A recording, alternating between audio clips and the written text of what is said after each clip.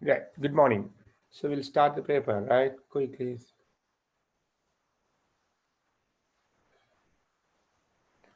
Right. So hope you might do the you might already done this paper, right? So I sent already. So we'll quickly start. So first we'll start with the MCQ, then we'll do the SBA. Yeah. Good morning, lesson then. Right. So the condition causing low platelet count, right? So the true or false MCQ condition causing low platelet count. Chronic diabetes mellitus, no, that's false. Chronic diabetes mellitus will not cause low platelet, but chronic diabetes mellitus can be a risk factor for the preeclampsia. The hypertensive disorders complicating pregnancy might cause low platelet. So the common condition which can cause low platelet in pregnancy around 70% is due to gestational thrombocytopenia. Around 20% is due to hypertensive disorders associated thrombocytopenia, and around 5% is due to autoimmune disease like ITP, TTP, right? So hemolytic uremic syndrome, those are the conditions, right? So the chronic diabetes will not cause low platelet. That is false. Severe mitral stenosis, again, it's false. It will not cause thrombocytopenia. HELP syndrome, yes, the hypertensive complications can be a cause for the low platelet, like HELP syndrome, preeclampsia, right? Eclampsia, which can cause low platelet. And ITP, yes, idiopathic thrombocytopenic purpura, it's around 5% is due to which can cause pregnant thrombocytopenia in pregnancy. That is true, right? So the answers are false, true, true, false, false, true, true, true. Question number 2, no need to give Rogam in Rh negative mother. So the question is, mother is basically Rh negative. So what are the conditions? You don't need to give the Rogam, right? So if already given in antenatal period. So if mother received antenatal Rogam, that is not an indication. So you can't say you don't need to give the Rogam. So definitely you need to give the Rogam, because the Rogam is an uh, D-antigen we are giving to neutralize the uh, Rh positive blood which is enter into the maternal circulation. So once you give in antenatal period, that will neutralize the time where the time you are giving the Rogam, that time the Rh positive blood will be neutralized. But uh, if mother delivered the baby, again that is another event. So once mother has some kind of feto-maternal hemorrhage, so the fetal blood enter into the maternal circulation. That is called feto-maternal hemorrhage. During the feto-maternal hemorrhage, right? So the fetal blood is entering into the maternal circulation. That time, right? That time, this the fetal RBC will be in the maternal circulation. That will be stimulating the maternal immune system. So then mother will develop antibody. So the purpose is we need to prevent the sensitization. So if somebody has APH, that time fetal blood might enter into the maternal circulation, so which can cause sensitization. So then what we are doing is, we are just giving the Rogam to remove the fetal cells from the maternal circulation, right? So if mother has another episode of fetal-maternal hemorrhage, so sometimes mother might have fetal-maternal hemorrhage this time. Again, after 3 weeks, she's delivering the baby. So the delivery of baby is another episode of fetal-maternal hemorrhage. In that case, you need to give the Rogam to neutralize the fetal-maternal hemorrhage during that event. Even mother receive routine antenatal Rogam, right, prophylactic Rogam, that will neutralize the silent neonatal hemorrhage. But when you give the Rogam during the delivery, that will neutralize during the delivery fetal-maternal hemorrhage. Do you understand what I'm telling? So what I'm trying to say is, the rogam which we are giving to the mother will neutralize the particular fetal-maternal hemorrhage. That will not give protection for a long time, because as we know, 1 milliliter of fetal-maternal hemorrhage will be neutralized by 125 international unit of rogam.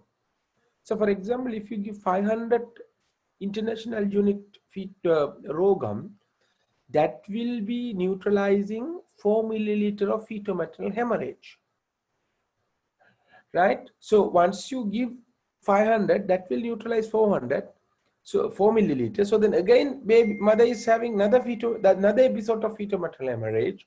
That might be 2 ml. So that time you don't have rogam. So then you have to give the rogam to neutralize the additional one.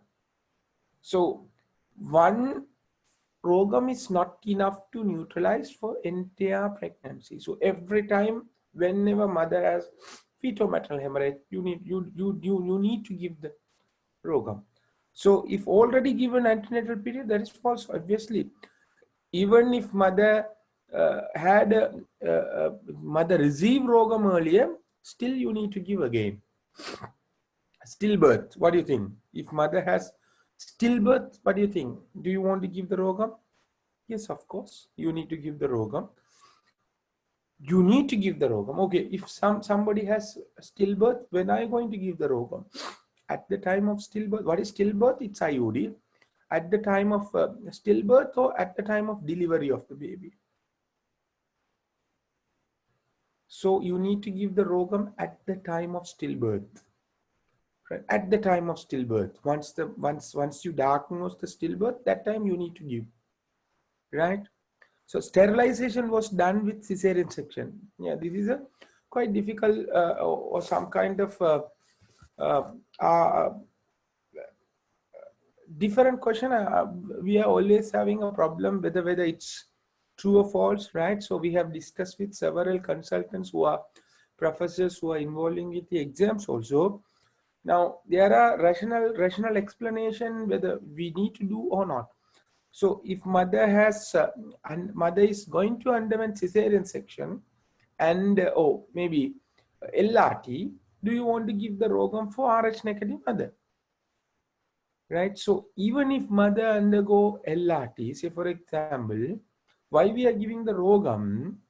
So during the delivery, if mother sensitized, when she's going to deliver next time with the Rh positive baby, that antibody, sensitized mother will have the antibody. That antibody will cross the placenta. That antibody will hemolyze the RBC, and ultimately baby will develop hyperfetalis. So if somebody undergoing LRT means she will not deliver the baby, she will not become pregnant again. So then no point in giving rogam. So some people might argue no need to give the rogam. But still, even if somebody go LRT, the LRT might fail. Or sometimes patient might request for the LRT reversal. Right? So we have done the LRT reversal for several times. So after the tsunami, a lot of people came back. Babies died, then they came back to for the LRT reversal. Sometimes they might change their mind and they need to have another baby. I know if one baby died, then they might know it's not enough. We need to have the another baby. So then they might request for the LRT reversal. In that case, right? In that case, if mother already sensitized, then baby is in danger. So that's why what we have to do is we need to give the rogam even if you're doing the LRT. That explanation is not enough to avoid the rogam if you are doing the LRT. So that is no need to give the rogam if sterilization done with cesarean section. That is false. Spontaneous miscarriage at 9 weeks. Of course, I told you for the first trimester there are 5 indications for the rogam. One is medical or surgical management of the miscarriage, ectopic pregnancy, right? Recurrent threatened miscarriage, threatened miscarriage with abdominal pain, and partial trophoblastic disease, partial mole. Those are the 5 indications you need to give the Rogam in first trimester. Other than that, no need. So if it is a 9-week spontaneous miscarriage, the amount of blood the baby is having is less, so that is not enough to stimulate the maternal immune system for antibodies. So then if it is a spontaneous miscarriage, no need to give the Rogam, right? So that is no need to give true. Ectopic pregnancy managed with methotrexate, irrespective of mode of management, you need to give the Rogam for ectopic pregnancy. So the answers for question number 2, false, false, false, true, false. Question number 3, which of the following statements are true regarding the normal pregnancy? The blood pressure falls in second trimester, that is true. What will happen? If you see the blood pressure changes during pregnancy, so initially blood pressure will drop. It's reached to the lower value, nadir, in second trimester. Then after 28 weeks, the blood pressure start to rise. Okay, this is how the blood pressure changes in pregnancy. So if you see the blood pressure changes, it's going to be like that, right?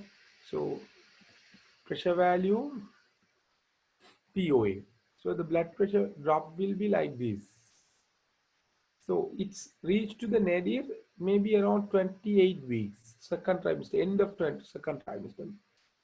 So then slowly the blood pressure will start to rise, and it's reached to pre-pregnancy value by term, by the time of delivery.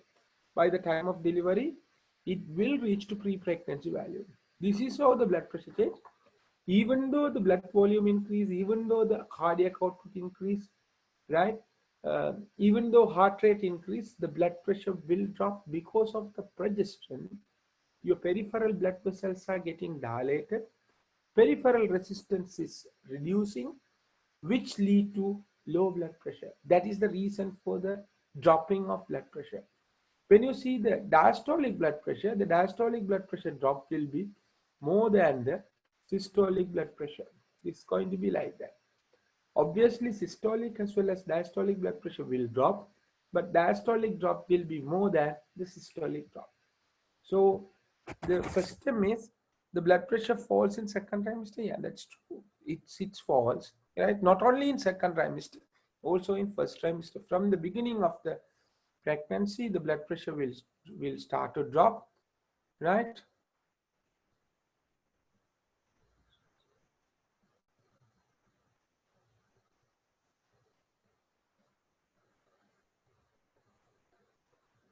Right.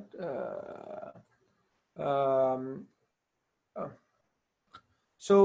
but second trimester also it's dropped, right? So the blood pressure falls in second trimester, that is true. Plasma volume decrease throughout the gestration, that is false, right? So once you become pregnant, what will happen? The blood volume is increasing, right? Then only maintain the maternal fetal demand as well as the maternal demand. So blood volume throughout the pregnancy, actually not throughout the pregnancy. So blood volume will increase until 28 weeks, the maximum increasement at 28 weeks. Then your blood volume will be static, reduce and static. The increasement will not increase, then it's bit reduce and static. That is how the blood volume reduction, the change. That's why the maximum blood volume increasement, it's around 28 weeks. So once the blood volume maximally increase, that is the time patient might have maximum hemodilution. Maximum hemodilution. If you have maximum hemodilution, that time there is a high chance to have the anemia. That is the reason we are routinely checking the full blood count for all pregnant mothers at 28 weeks, 26 to 28 weeks. And when you see the cutoff for the hemoglobin, anemia in pregnancy, first trimester and third trimester, the cutoff is 11. If the hemoglobin is less than 11, we say it's anemia. But in second trimester, the cutoff is 10.5. Do you understand what I'm telling? because your hemoglobin cutoff is a bit lower in second trimester, because that is the maximum time which you can have low uh, hemoglobin, right? Okay, fine. So the plasma volume decreased throughout the gestation. That is false. It's increasing. Initially it's increased, then it's static. There is a reduction in erythrocyte production. That is false. Erythrocyte production is increasing, right? So RBC production will increase, but the blood volume increasement is higher than the RBC production. That's why patient will have physiological anemia. That's why patient will have physiological anemia. That's false. 50% of the women have transient diastolic murmur. Always, always. Diastolic murmurs are pathological, right? Always diastolic murmurs are pathological. Only ejection systolic murmur at pulmonary area is normal in pregnancy due to hyperdynamic circulation.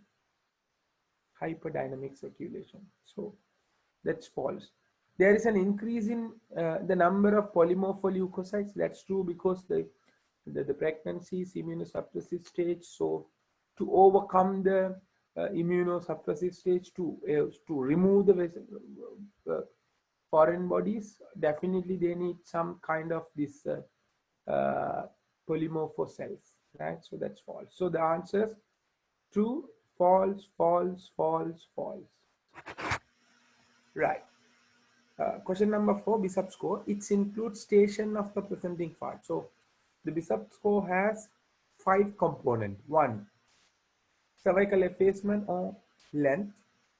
Second, dilatation, consistency, position, station of the baby. Those are the 5 things. Cervical dilatation, cervical effacement or cervical length, consistency of the cervix, right? Consistency of the sorry, did I told false? There is an increase in number of polymorpholeukocytes. Yeah, that's true, right? So when I'm telling, I might, okay, right, it's true, right? So consistency of the cervix, position of the cervix, right, and station of the baby. Those are the 5 things in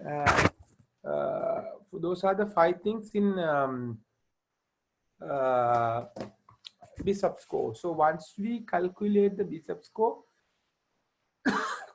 if Bishop score is more than 7 or less than 7, it's unfavorable. If the Bishop score is less than 7, that is unfavorable. Cervix is not ripened. You may have to induce the labor with Foley or maybe prostaglandin. If the Bishop score is 7 or more, then it's favorable cervix. Then you can induce them with the artificial rupture of membrane and synthesinone. So we have discussed a lot regarding this. So then I can quickly do this. So here question is regarding Bishop score. It includes station of the presenting part. Obviously it's true.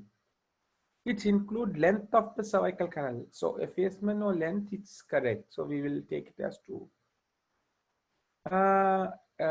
It includes the gestation of the fetus. No, it doesn't include the gestation of the fetus. That is false. It includes the parity of the mother. Obviously, no. We don't think about the parity here in Bishop score. A score of 7 indicates the cervix is unfavorable. Actually, 7 is not unfavorable. Less than 7, yes, it's unfavorable. So that is false. So the answers are true, true, false, false, false. Right. Question number 5 regarding H-mole. Give rise to hyperemesis gravidarum. Of course, in H-mole pregnancy, we know whether it's partial mole or complete mole. It's a tropoblastic disease due to abnormal pregnancy. The tropoblastic cells are proliferating a lot. The tropoblastic cells are the one secreting the HCG, right? So HCG is responsible for the nausea vomiting. So when you have an abnormal pregnancy, when the trophoblastic cells are proliferating a lot, the amount of HCG which is produced in trophoblastic disease is going to be high. Isn't it, Kavinder? So when you have HCG, high level of HCG, which can cause hyperemesis gravidarum. So that is true. Treated by suction evacuations, yes, we have discussed last class. So the HCG, so the trophoblastic disease has invasive potential. So if you do the medical evacuation, or maybe some surgical evacuation with the ERPC, those abnormal trophoblastic cells can easily enter into the maternal bloodstream, and which can embolize to the distant area, and which can metastatize to the lungs, brain, and other organ. That's why without embolizing, you need to take those abnormal pregnancy out. So what we are doing is we are sucking all the trophoblastic cells and take it out. That is called suction evacuation. Suction evacuation. So suction evacuation is the only way of management for the trophoblastic disease. You can't do the medical evacuation or the routine ERPC. The medical evacuation, when you are inserting the prostaglandin, or when you are inserting the misoprostol, when you are starting the syntocinon, what will happen when the uterus is contracting and relaxation, contracting and relaxing? During the contraction, your trophoblastic tissues will dislodge, and relaxation, these dislodged cells might enter into the maternal circulation, and which can embolize to the distant metastasis. So treated by suction evacuation is the only way of treatment. Avoid conception for 2 years follow-up. Actually not. So you don't need to avoid the pregnancy for 2 years. So the follow-up is a bit different. So so you might know how to follow the trophoblastic disease. I think I have told already, right? So if you do the suction evacuation on the day, like day 1, though day 0, this is the day of evacuation, right? This is the day of evacuation.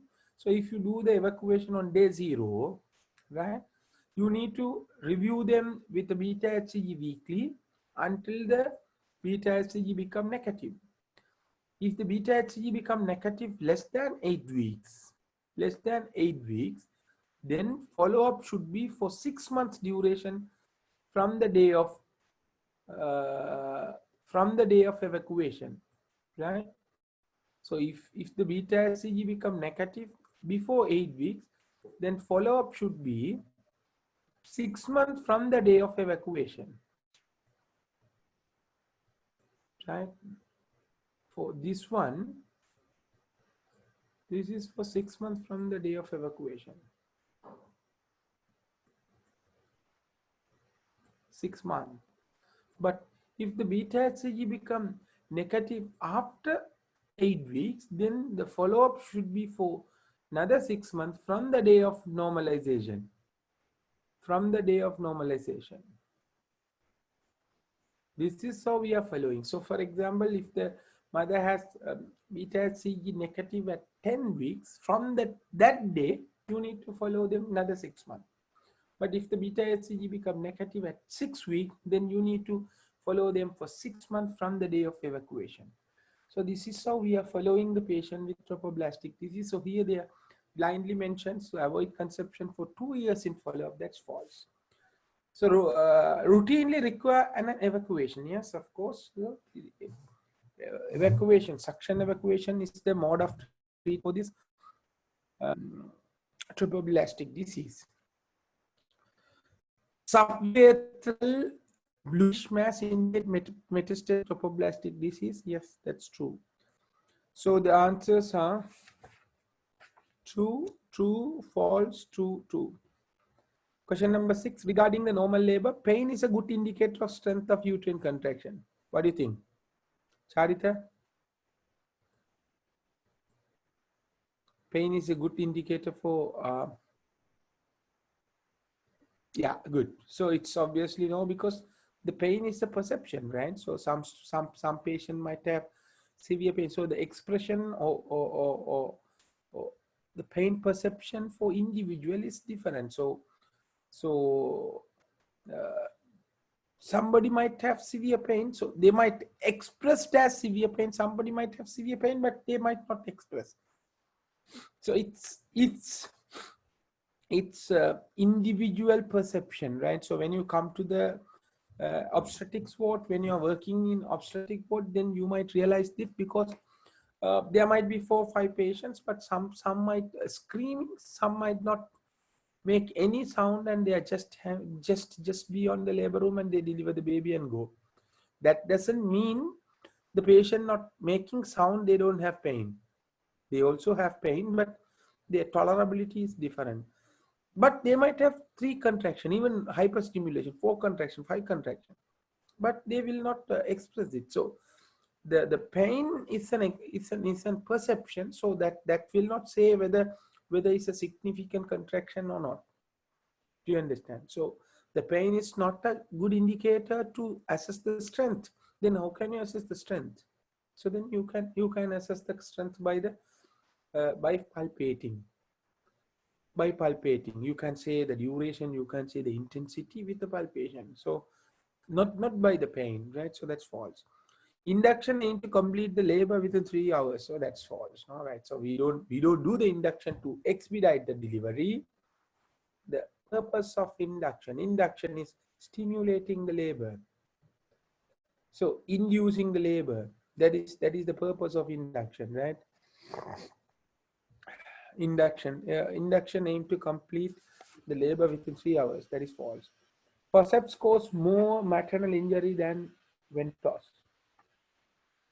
That's true, right? So when you are putting the forceps, actually that can cause more maternal damage than the windows, right? So when you put the windows, actually you don't have any additional space to put the windows, so that will not cause any additional maternal effect like your normal vaginal delivery.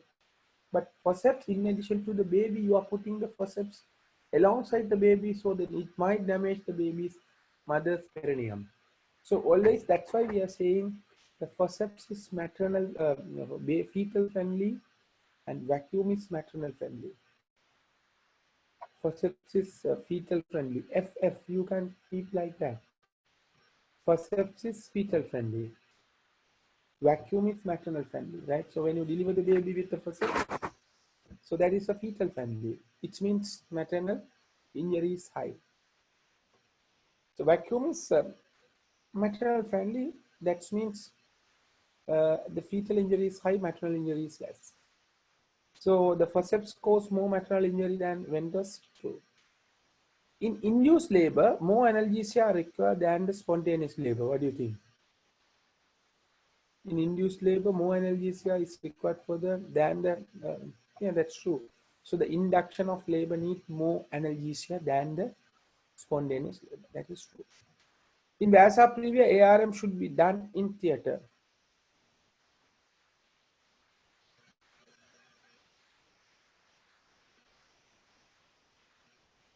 So in Vasa previa, once you rupture the blood vessels which is running along the fetal membrane, so then baby is going to bleed, so then baby will die.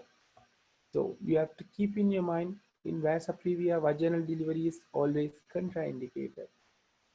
Vaginal delivery is always contraindicated. In Vasa previa, you can't go for vaginal delivery. So if you are not going for vaginal delivery, will you do the ARM? No. You need to do the cesarean section. Right?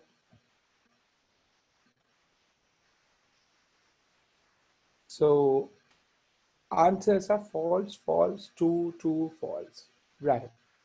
So the one thing is, so I need to tell, so when I'm seeing the number of students who are attending to this free session, so the first class, there were 450 students. Second class, again, there were 450 students, because the first class, I didn't give the audio recording. Second class, what I did is, as I first time did the morning class, so sometimes some students send the SMS, they are having the SLMC registration and process. So then I thought, okay, so the students have reasonable, valid reason for not coming for the classes. So I need to give the recording for them. Then I gave the recording, audio recording for all students who are not attending to the class. So the response for that event, now I can see how many students are coming. So you should not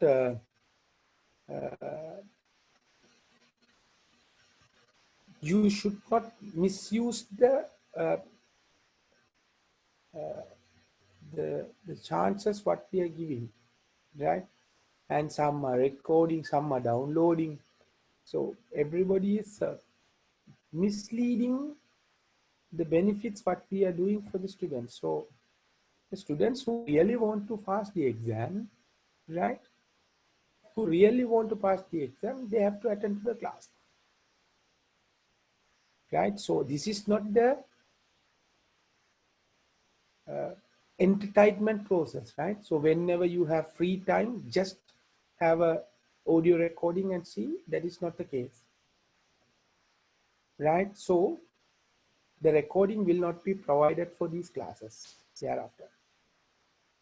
So if you really want, you come and participate in the class. That's it, right? So I'm doing the classes for you, even even after finishing our session. So I'm thinking about the students, right? So you need to pass the exam. So then you also have that responsibility to think about your exam. Do you understand? So I can see the same faces who are coming regularly. So the visitors, I don't worry about that. Visiting lecturers, right? So like it's not a cinema theater, right? Whenever you have time to come and participate the class, and whenever you have time, so can you send the recording, sir? So that is not the case, right? So this is your exam. You need to pass the exam. It's if you fail, nothing will happen to me. That might be good for me. You might come next time and you will pay. That's good for me. I don't need to think too much about you, right? So I'm really very getting angry when the students are misusing when we are doing something. So I can see the dramatic difference from second class to third class. Only even what I did is I gave the recording, nothing else, right? So for these classes, so thereafter no more recording will be provided. So for the free classes, no restreaming. For the paid classes, there will be restreaming. So you need to understand some fact, right? So I'm telling, if you understand the subject, you will pass the exam. That you will realize when you go to the exams. Once you do mistakes, if you regret later, that is not useful. So you might know. So there might be KDU students also now. Recently, the KDU exams released, right? So I have done the classes for the KDU students. Around 100 students participated my paper class and things. Almost all students got through the KDU exams. Almost all. So this is the word I'm always telling. I can make you to pass because I know. You might think by remembering the exam paper, I can pass the exam. That is not the case. You will not pass the exam by remembering the answer. So if you can, then why you are having 30% pass rate? But when I'm explaining, almost all the students got through. Almost all. Very few, one or two people fail from the KDU. Even third attempt, fourth attempt. So I can share those messages, the students' response among you. But I was thinking, but I thought whether it's good or not. But only one message I shared only for the exam batch, the preparatory. So that person actually did the third attempt this time, but she got through because she said the rational thinking is the only way to pass the exam. Nothing else. Why she couldn't do that earlier? Why she could done this time? Because only the rational thinking.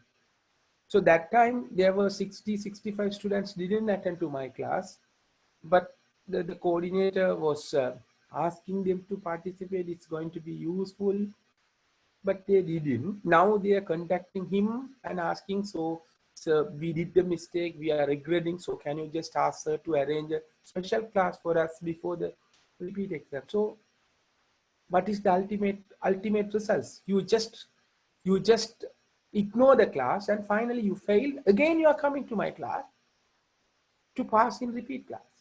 You are going to lose another 6 months. That's it. So this is not necessary for me. That this is for your exams. We are having some kind of concern on the students, so we need to help to the students at least. But you are not responding for that. So okay, let the people to fail. You people need 30% pass rate only. That is a good thing, no? Every time you need to fail and come back again, paper class, paper class, paper class. Every time paper class, I will have 350 students, and I can say, yeah, this question will come. These are the questions. So you can just go and fail and like nothing, because you people like not thinking anything, no? Whether it's possible, whether I'm having knowledge.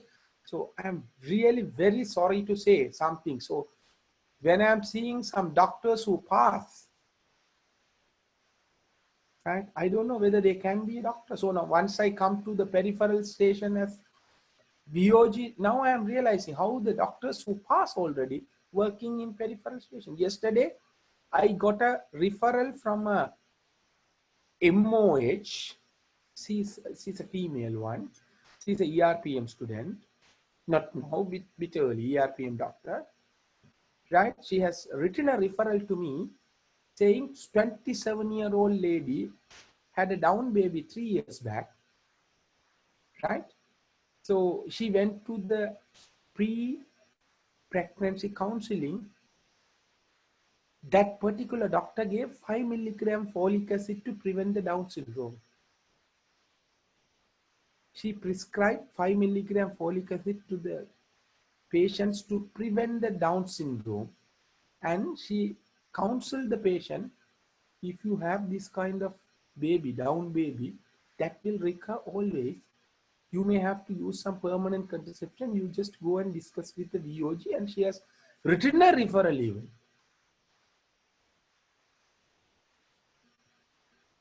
Right?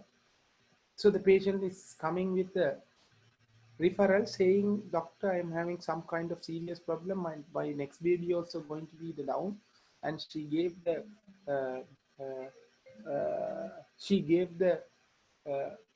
folic acid. I'm taking 5 milligram folic acid. This is the outcome of by chance passing the exam in that 30%. So passing exam is nothing.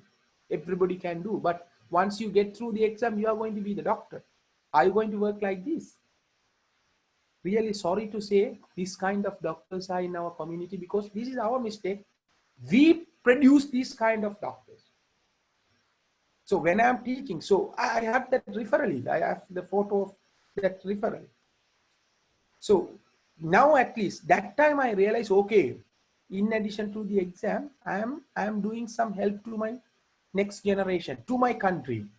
At least I am giving some knowledge to the doctors who are coming and work in the community. Right? So not only you are passing, once you get through the exam, you are going to work like this, giving 5 milligram folic acid to prevent the Down syndrome. How horrible you are.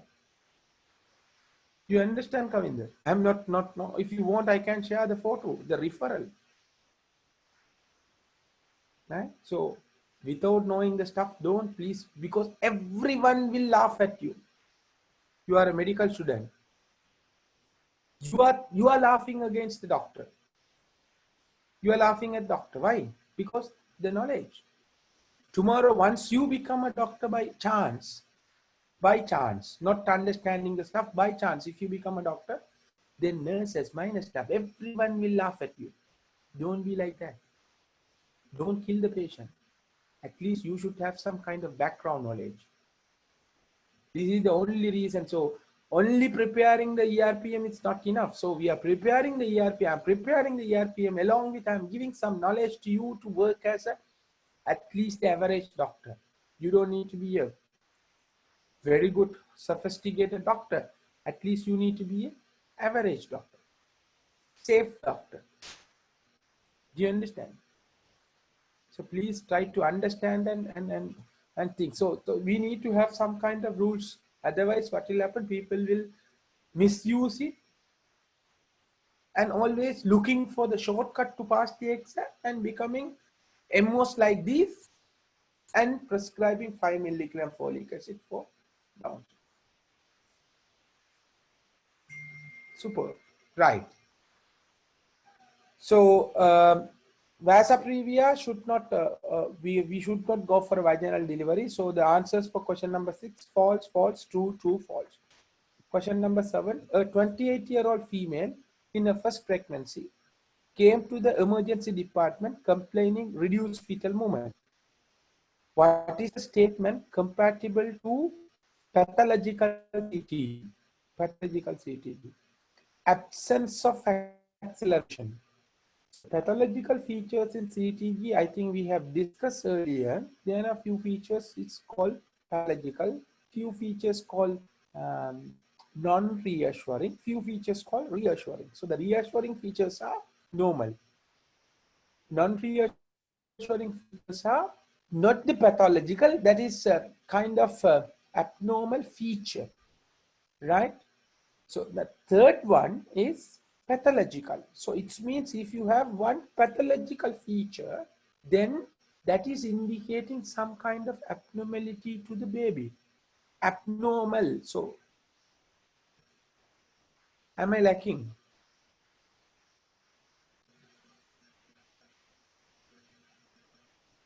Yes? No, okay, sir. Sorry? Okay, fine, right. So the reassuring features are the baseline should be in between 110 to 160, right? There should be good variability from 5 to 25, and there should be an acceleration, no deceleration. These are the reassuring features, right? So I might lack because now I am in Mullatif, so here the signal, even though I'm having the fiber line, the signal is still weak, right? So that's why I asked, am I lacking? Right, okay. So then uh, so the pathological features in CTG is baseline heart rate more than 180, or bradycardia, severe bradycardia, baseline heart rate less than 100. Right? That is a pathological feature. Or reduced variability more than 90 minutes. That is pathological feature. Or late variability, late deceleration more than 30 minutes. That is pathological. Or variable deceleration more than 90 minutes. That is pathological. Or sinusoidal CTG for more than 10 minutes. That is pathological. Right? Those are the features suggestive of pathological CTG. Here they are asking what are the statement compatible to the pathological CTG. What are the statement compatible with pathological CTG? Absence of acceleration. Absence of acceleration is not the pathological CTG. That is false. Fetal heart rate 175. Actually, the normal fetal heart rate is 110 to 160. From 160 to 180, it's tachycardia. More than 180, that is severe tachycardia. Right? So the tachycardias are non-reassuring feature. That is not the pathological one. Non-reassuring feature. If it is more than 180, that is a pathological feature, right? So there are two things. Tachycardia is non-reassuring feature. More than 180, severe tachycardia is pathological feature. Oh, bradycardia also same. If it is 110, it's normal. Less than 110, 110 to 100, it's mild bradycardia. It's mild bradycardia. That is non-reassuring feature. If it is less than 100, that is severe bradycardia. That is pathological feature. Do you understand what I'm telling? Right? So the fetal heart rate 175 is mild tachycardia. So that is not the pathological one, but that is a non-reassuring feature. So that is false. Fetal heart rate 105. Again, it's mild bradycardia. That is non-reassuring feature, not the pathological one. That is again false. Third one, presence of late deceleration for more than 30 minutes. Yeah, that's true. The late deceleration more than 30 minutes, variable deceleration more than 90 minutes, reduced variability more than 90 minutes, sinusoidal pattern more than 10 minutes. Those are the pathological features, right? So the presence of late deceleration more than 30 minutes, that is true. Baseline variability 5 to 10, that is a normal one. The variability from 5 to 25, it's normal feature, right? So that is false. So the answers are false, false, false, true, false. Question number 8. Informed written consent before lower segment cesarean section should be included. So before do cesarean section, we are taking the informed written consent. So what are the things we are mentioning in the informed written consent prior to the surgery? Right? Okay. Surgeon name? No. So what are the things we are mentioning in the informed written consent? First, the name of the procedure. What procedure we are doing. Second, the indication of procedure, why we are doing. Third one, the complications of procedures. What are the complications might occur? So there might be heavy bleeding, there might be internal organ damage and things. Right? Complication of procedure. Fourth one, you need to tell the alternative management. So for example, if you are doing this hysterectomy, you need to tell hysterectomy will be the best option, but if you don't like, we can do medical management. We can do endometrial ablation like that. So the alternative management. The patient can decide, yes, why you are doing the hysterectomy, why can't you do the alternative management? So the alternative management. And you need to tell about the additional procedure which need to be done during the surgery or which might need during the surgery. Say for example, while you are doing the hysterectomy, sometimes if the patient have heavy bleeding, like in placenta previa, to arrest the bleeding, you need to do the hysterectomy. So if the patient is under anesthesia, you can't take the consent again for the hysterectomy. So then additional procedure should be taken. So the blood transfusion, uterine artery ligation, so like that. So the additional procedures you need to inform and have to take the consent for the additional procedure. Do you understand what I'm telling? Right, so these are the things will be mentioned in the informed written consent. And finally, patient has to give the consent. Yes, okay, after I got through all this information, I'm giving consent for this surgery. And one more thing I forgot to tell, you need to tell about the anesthesia. What kind of anesthesia? Whether it's final or GA. Right, so the name of the procedure, indication for the procedure, alternative management, complications, additional procedure, and type of anesthesia. Those are the things will be included in the informed written consent. So the informed written consent before lower segment cesarean section should be include surgeon's name, that is false. Time of the surgery, no, we don't include the time of surgery in the informed written consent. Type of anesthesia, yeah, we are including the type of anesthesia. Possible blood trauma, yeah, the possible complication and the additional procedure you need to mention, that's true. Other possible procedure that can have undergo during the surgery, like blood transfusion, hysterectomy, yeah, that's true. So answers are false, false, true, true, true. Question number 9, clinical presentation of the pelvic endometriosis. Clinical presentation of pelvic endometriosis. The presence of endometrial tissue in the outside the endometrial cavity is the endometriosis. Right, presence of endometrial tissue outside the endometrial cavity is endometriosis. So what are the presentation, how they are presenting? So the heavy menstrual bleeding, yeah, true, that is possible because when you have the endometrial tissue outside the endometrial cavity, so there might be inflammation, so the pelvic might be inflamed. Due to inflammation, the pelvic blood supply will increase. Once the blood supply to the pelvis increase, when the endometrium shed off, what will happen? Due to high vascularity, bleeding is going to be high. So the heavy bleeding risk is high with the endometriosis. In addition to that, As the patient has inflammation into the pelvis, when they have bleeding, there will be a pain. Dysmenorrhea, very good, Sivadeepan. So the endometriosis might present with dysmenorrhea, dyspareunia, menorrhagia, in addition to that, which can cause tubal motility problem and ultimately which might lead to fertility, risk of ectopic pregnancy, right? And depend on the symptoms, or depend on the endometriosis which is present in the location, patient might have different kind of complications and symptoms like painful defecation, dyschezia and PR bleeding, dysuria and hematuria. Like depend on the location, they might have different symptoms. You understand what I'm telling? Right, fine. So the heavy menstrual bleeding, yeah, that's true. Postmenopausal bleeding, what do you think? Postmenopausal bleeding. No, that's false. Because uh, after the menopause, your endometriosis, actually the endometriosis is endometrial tissue which present outside the cavity.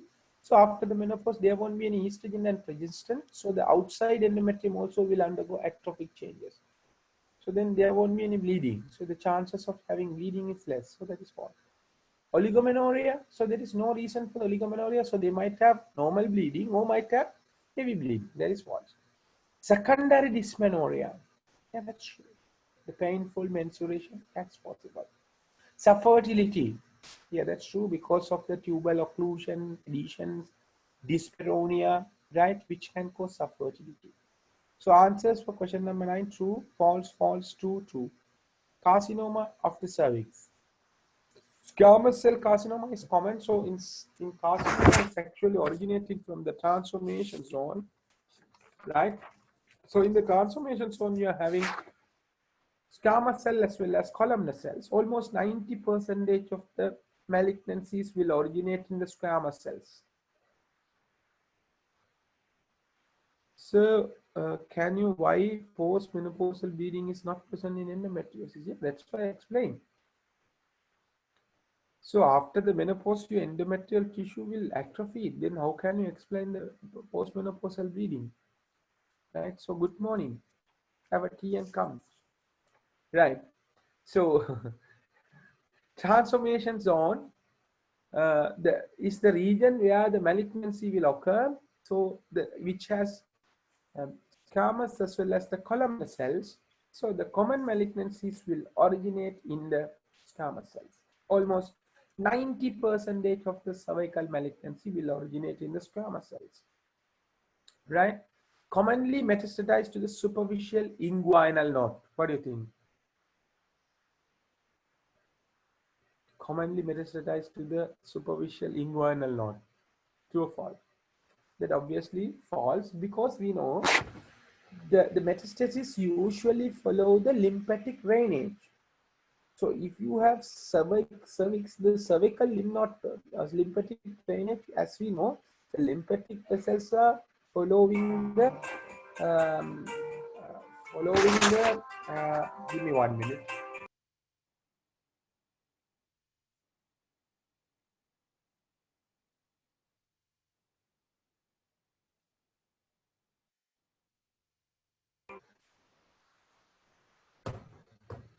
Right?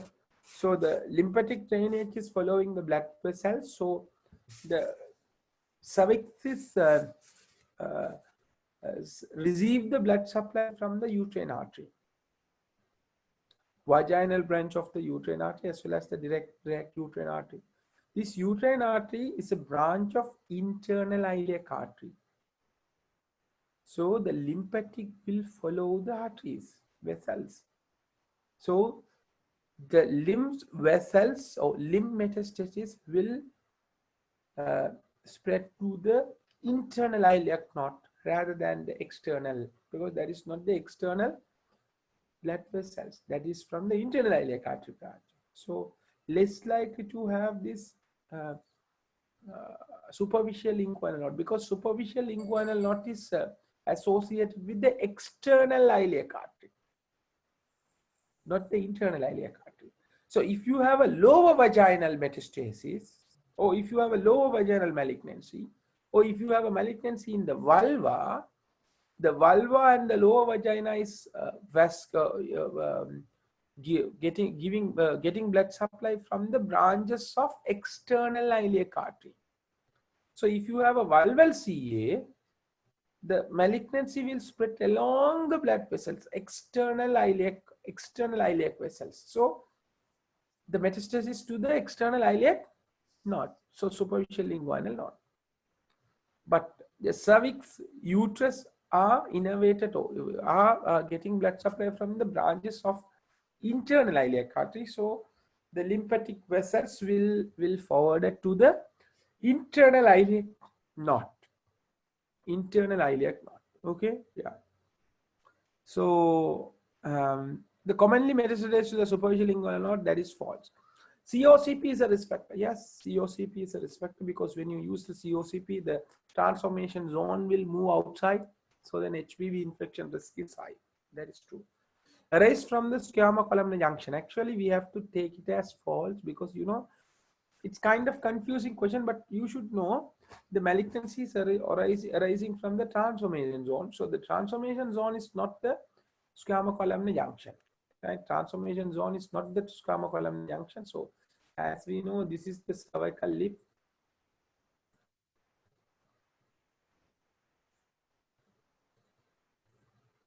This is your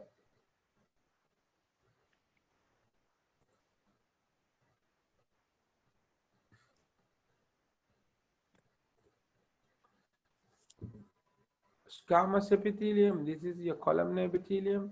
This area is called squamous columnar junction. This area is called squamous columnar junction.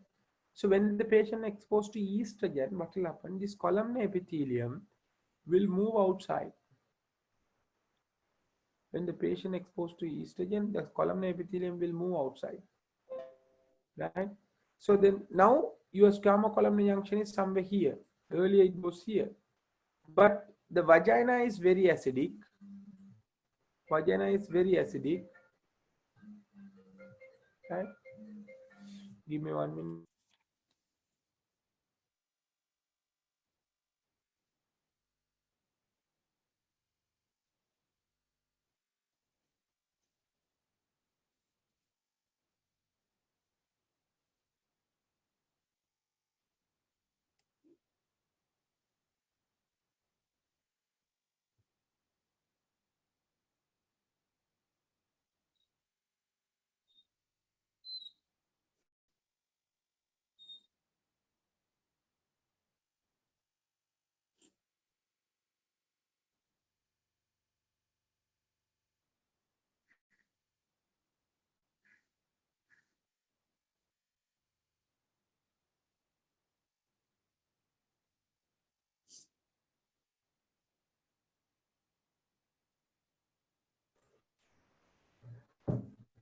Right. So the vagina is very acidic. So once the columnar epithelium exposed to acidic environment, what will happen?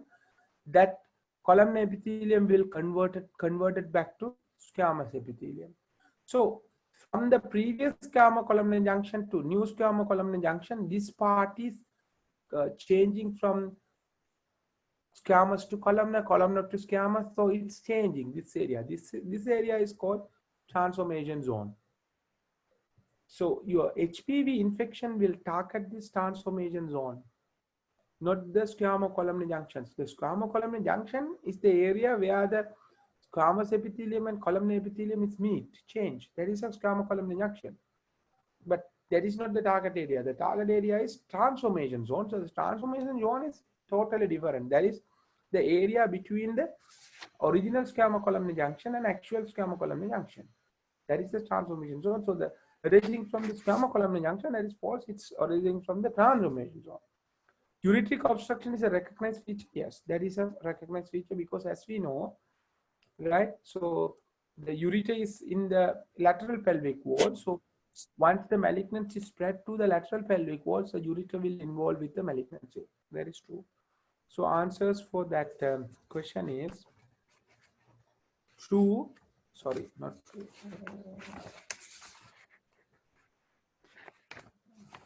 True, yes, true, false, true, false, true. Question number 11. In CTG, absence of acceleration is a normal up to how many minutes? Absence of acceleration, it's not normal. Same time, absence of acceleration, it's not abnormal. So if you read the NICE guideline, they mention absence of acceleration is unknown significant.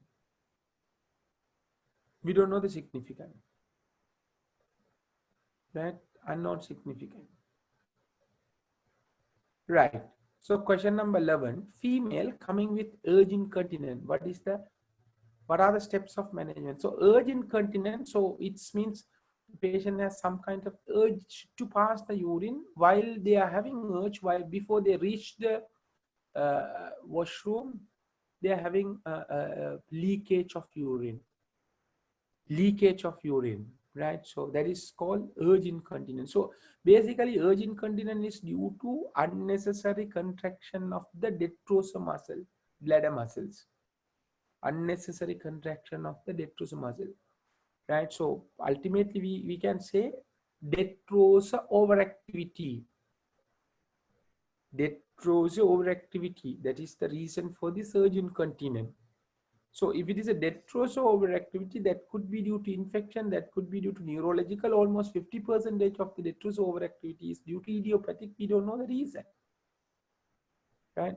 We don't know the reason. Detrusor overactivity. So in detrusor overactivity, what we have to do is we have to stop the detrusor contraction, unnecessary detrusor contraction. So you can't stop the detrusor overactivity by the surgical management. So the detrusor overactivity mainly managed by the medical management. So one of the reason for the unnecessary detrusor contraction is some irritants like coffee, alcohol, right? Coffee, alcohol, those are the reasons might cause detrusor overactivity, right? Those are the reason might cause.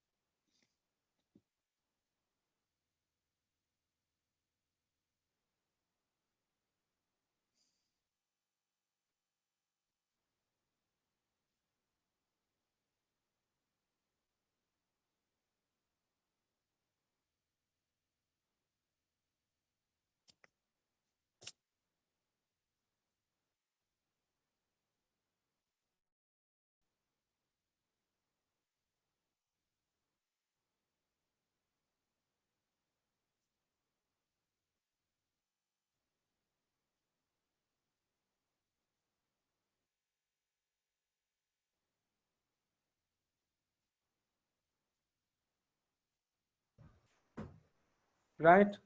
So so the bladder wall irritant can cause detrusor overactivity. So what are the steps of management bladder drill? What is bladder drill? We are training the bladder because bladder is unnecessarily contracting. So we need to train them. No, you should not contract now. We are training, retraining. So the bladder tree training is one of the conservative management. Oxybutynin, what is oxybutynin? That is true. Oxybutynin is an anti-muscarinic agent, right? So your detrusor muscle is unnecessarily contracting. So the muscle contraction is under nerve impulse. So once you block the nerve conduction, so the contraction will be blocked. So if you give the anti-muscarinic, that will block the nerve conduction. So oxybutynin is one of the way of treatment. Pelvic floor exercise, what do you think? Pelvic floor exercise. No, that is false because here there is no problem with the pelvic floor muscles power. Here the problem is unnecessarily your detrusor muscle is contracting. So the pelvic floor muscle exercise will not help you to manage this detrusor overactivity. So then pelvic floor muscle exercise is good for stress. Yeah, very good. It's for the stress incontinence. So the pelvic floor muscle exercise It's false. Imipramine TCA, actually the TCA, it's not a mode of treatment for the urge incontinence. So that is false. Mid-urethral tape procedures is a surgical management. So the surgical management is targeting for the stress incontinence, not the urge incontinence. Stress incontinence, we have so many management modality like uh, mid-urethral procedure, Birch-Colpo suspension, right? So anterior repair plus Cully stitch, bladder neck elevations. There are so many surgical procedures for the uh, stress urinary incontinence. But here, mainly for the stress urge incontinence, we are doing some kind of conservative management like avoidance of the irritants. Second, bladder training. Third one, we are going for the antimuscarinic agents like oxybutynin, tolterodine, right? Derifenacin, tolifenacin, ruspium chloride. There's so many agents, antimuscarinic agent. If everything fails, then next you need to go for a botulinum toxin to paralyze the muscles. Botulinum toxins. Once the botulinum toxins fails, then you may have to go for a neuromodulation, right? So sacral posterior tibial nerve neuromodulation or sacral nerve neuromodulation. If fail, then only you have to go for a surgical management. The surgical management is going to be the last option, right? So what are the surgical management? Calm cystoplasty.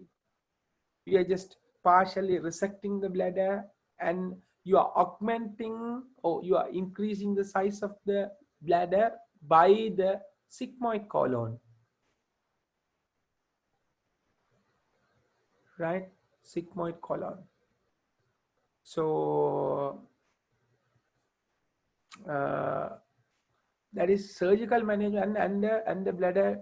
So the urinary diversion. So actually those are the last option. Surgical managements are the last option. So so the mid-urethral tape procedure is false because that is uh, uh, for the stress urinary incontinence, right? So question number 12 regarding the misoprostol. Misoprostol, diarrhea is a side effect. What do you think? Diarrhea is a side effect. So the gastrointestinal side effects are common with the misoprostol. That is true. It is a synthetic analog of prostaglandin E1. Is a synthetic analog of prostaglandin E1. Yeah, that's true. So misoprostol is E1, danoprostol is E2, and the carboprostol is F2 alpha. Right? You will get questions on this. So it's a synthetic analog of E1, true. Tablet strength is 25 microgram. No, the tablet strength is around 200 microgram. Not 250, 200 microgram. So usually for the 800 microgram tablet, we are inserting 4 tablets. Right, so 200 microgram is the tablet. So contraindicated in coagulation disorders. Misoprostol is contraindicated in coagulation disorders. Sanjeev, what do you think?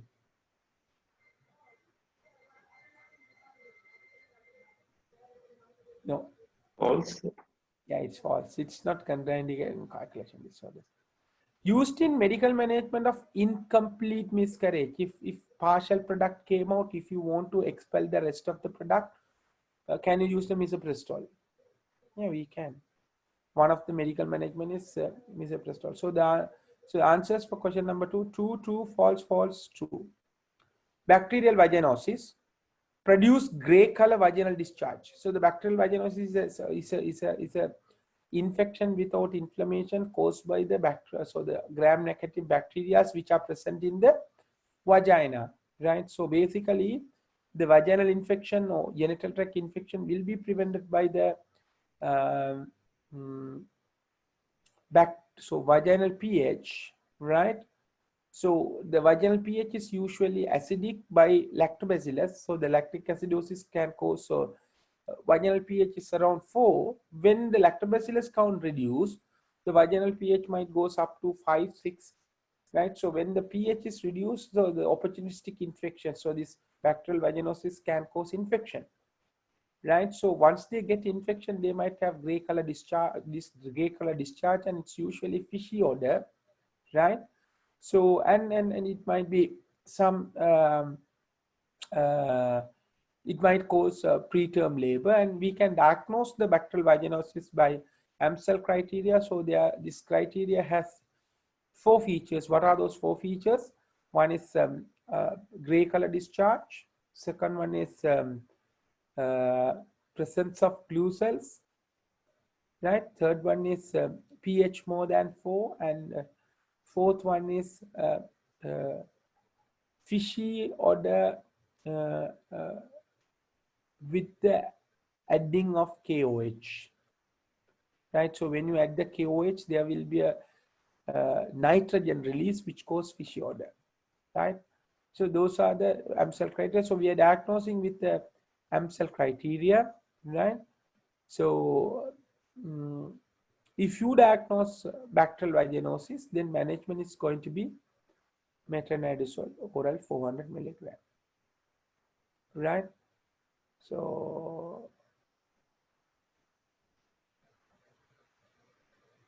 yes, Lasanda, correct. You are correct, right? So the bacterial vaginosis produce gray color vaginal discharge. That is true. Bacterial vaginosis is caused by the Gardnerella species. True.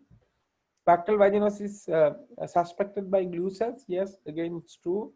Bacterial vaginosis predisposed to preterm labor. Yes, that is true. It's treated by the erythromycin. Actually, it's treated by the metronidazole because these are gram-negative organisms. So then you have to give the gram-negative cover. Yeah, that's true. So you usually treat with the metronidazole. So the answers are true, false.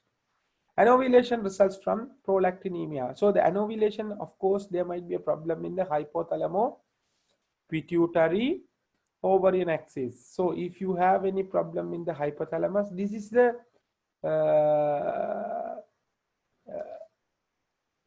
okay, I'll send the paper again. So you can simply memorize the concept, not the question, not the answer.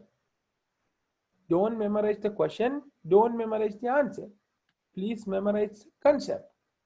So if somebody asks, or if they ask in the exams regarding the anovulation, then you need to think where could be the problem. So the problem might be in the hypothalamus.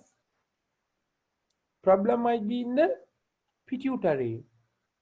Oh, problem might be in the ovary. So in addition to the hypothalamo pituitary ovarian axis, there are some hormones which involved in the ovulation. What are the hormones involved in the ovulation other than the hypothalamo pituitary ovarian axis? Yes, Charita. Prolactin. Yes, very good, Lasanda. Prolactin, insulin, and one more, thyroxine. Very good. Prolactin, insulin, thyroxine. So if you have problem these hormone also which might cause an ovulation, thyroid dysfunction, hyperprolactinemia, diabetes, which can cause an ovulation, or might be a problem in the hypothalamus, might be a problem in the pituitary, or might be a problem in the ovary, polycystic ovarian syndrome, problem in the ovary, premature ovarian failure, right? Pituitary tumor, hypothalamic tumor, pituitary infection, hypothalamic infection, right? Here they are asking about anovulation result from prolactinoma. What do you think? True or false? True, because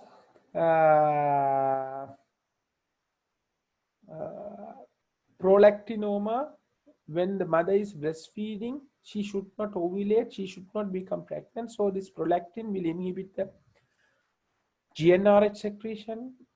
Prolactin will inhibit the FSHLH, and also the prolactin will have the effect on the ovary as well. It will inhibit the FSH activity in the ovary.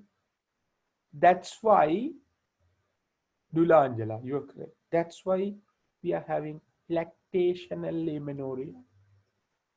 when somebody is breastfeeding, they will be amenorrhea. The breastfeeding is one of the contraception. Lactation and amenorrhea is a contraception, natural contraception. She will not ovulate, she will not become pregnant. Okay, so the prolactin are true. Asherman syndrome. What do you think about Asherman syndrome? False. In Asherman syndrome, problem is in the endometrial cavity. Right? Endometrial cavity. So then they don't have the endometrium, so they won't have bleeding. So Asherman syndrome can be a cause for the amenorrhea, not for the anovulation.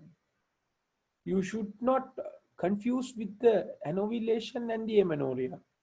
This can be a cause for the amenorrhea, not for the anovulation. Asherman false. Kallmann syndrome. Yeah, Kallmann syndrome can be, because Kallmann syndrome there is no hypothalamic development, so no GnRH, so then no no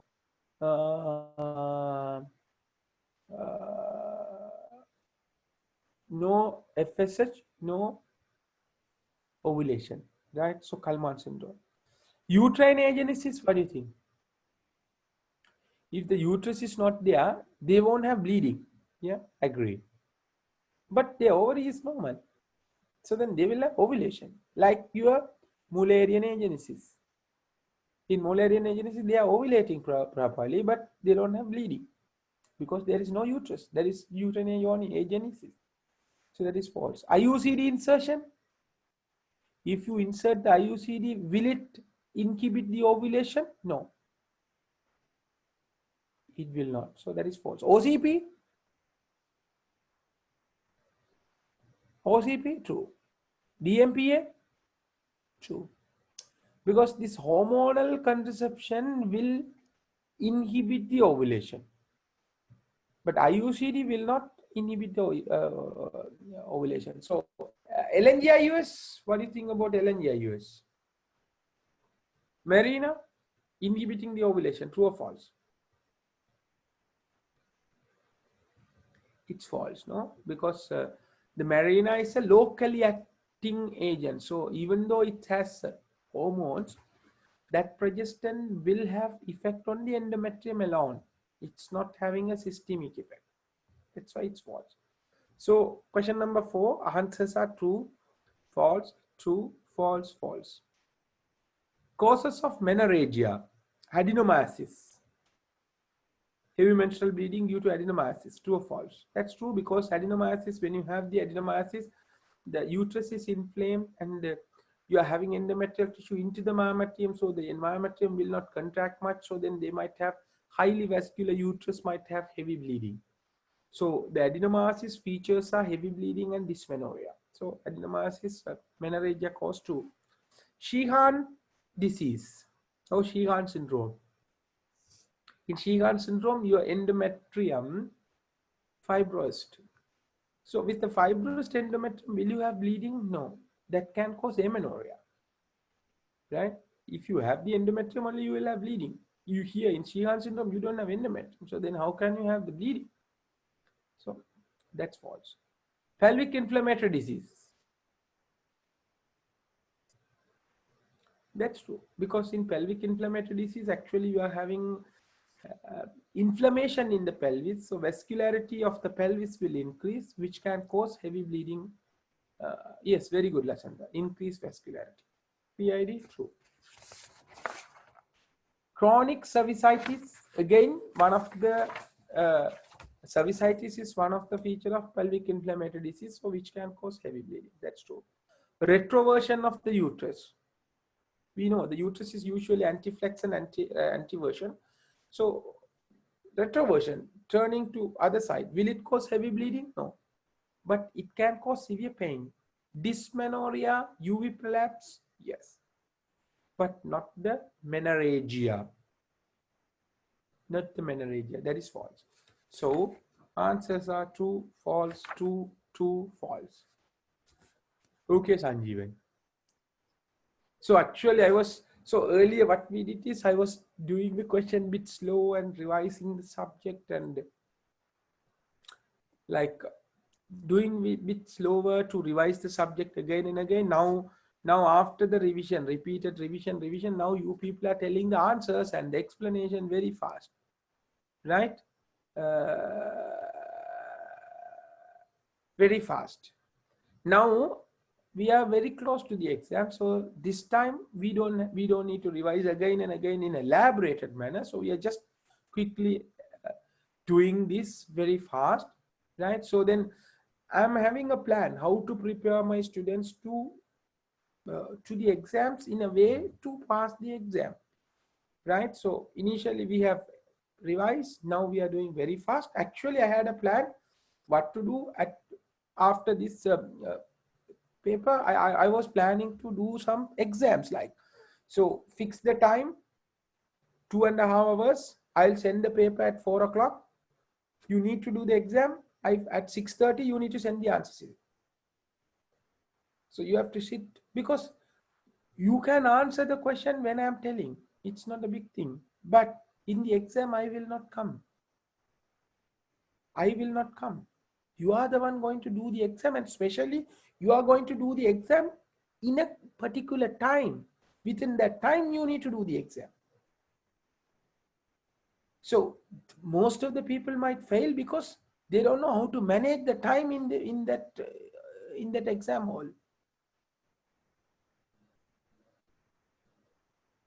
Right? So then I was thinking like that. So this is how we need to prepare the students for the exam. So at the end, when you go to the exam, you have enough experience how to manage your time, how to do the paper within 2.5 hours, right? How to recall, how to use your concept.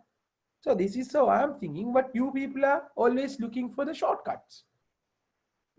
You don't need to pass the exam. You don't need to be a good doctor. You need to have question, and you are planning to buy the medicine. Give money, get the question, get through the exam, and put the stethoscope and say, Dr. Rajivan. That's it. If you put Dr. Rajivan, you have to be doctor. Don't buy the medicine.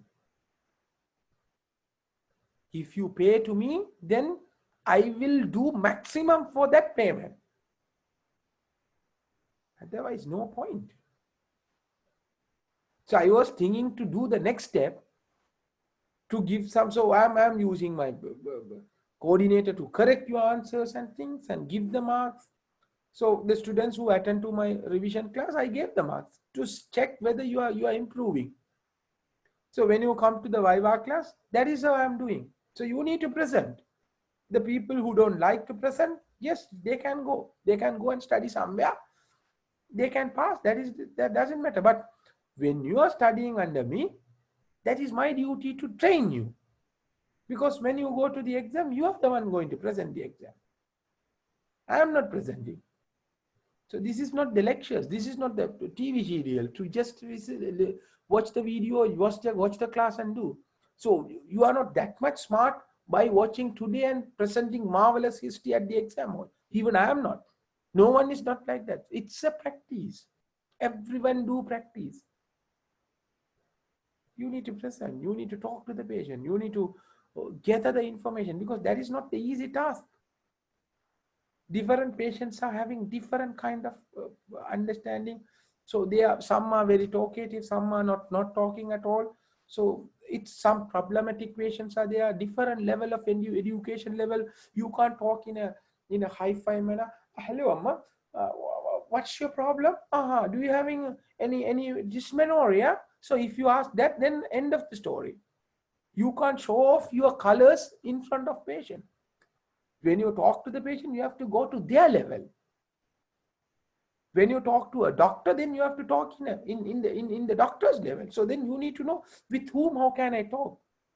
That is the practice of Viva. That is the reason I'm having high pass rate, because I'm not teaching. I'm just molding my students to the exam, to the career. Right? So today when I'm seeing the free class, when I'm giving the recording, students are utilizing. Okay, we will get the recording, then why we want to get up, why we want to study. Okay, you go and study somewhere. Don't come to my class. If you want to pass, please come and study. So then you just give 5 milligram folic acid for Down syndrome.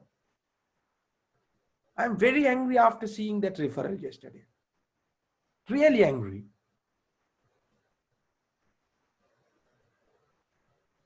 Right. So we'll do the SVA. A 35-year-old female in her second pregnancy at 38 weeks of POA, fetus in transverse lie. She has an elective pars section due to breech presentation. What is the best management? What is the best management? 35-year-old, second pregnancy, 38 weeks of POA, fetus is transverse lie with pars section. Transverse lie with pars section. So actually, what do you think? If it is a pars section, is it a risk factor for ECV? Pars section is a risk factor for ECV, true or false? No. It's not risk factor. You can do ECV for pars section. It's not risk factor, right? Okay. So if it is a transverse lie at 38 weeks, what is your management? Will you do cesarean section all the time, or will you try for a ECV? If it is a transverse lie at term, will you do cesarean section or ECV? You can do the ECV. It's not a big thing. You can do the ECV. So here, pars section is not a contraindication for the ECV. Pars section is not a contraindication for ECV. And if it is a transverse lie, you can do ECV. So then what will be the best option for this condition?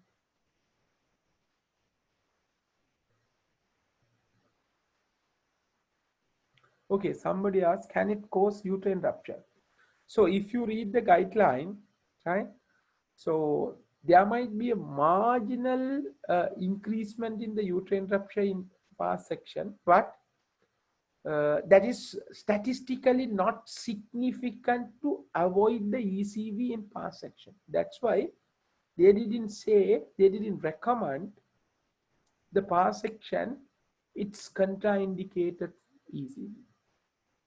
Even if it's pars section, you can do ECV, but in clinical practice in Sri Lanka, we don't do ECV. Because we are scared, we don't do. But it's not a contraindication. Now, in this question, this is a transverse lie, 38 weeks. Will you do section or will you try ECV? If she is on labor, can we do ECV? No, we can't. So here, she's 38 weeks, pars section. Will you try ECV? What do you think for this patient? C-section is better here, no? Why? Because he doesn't have previous vaginal delivery, no?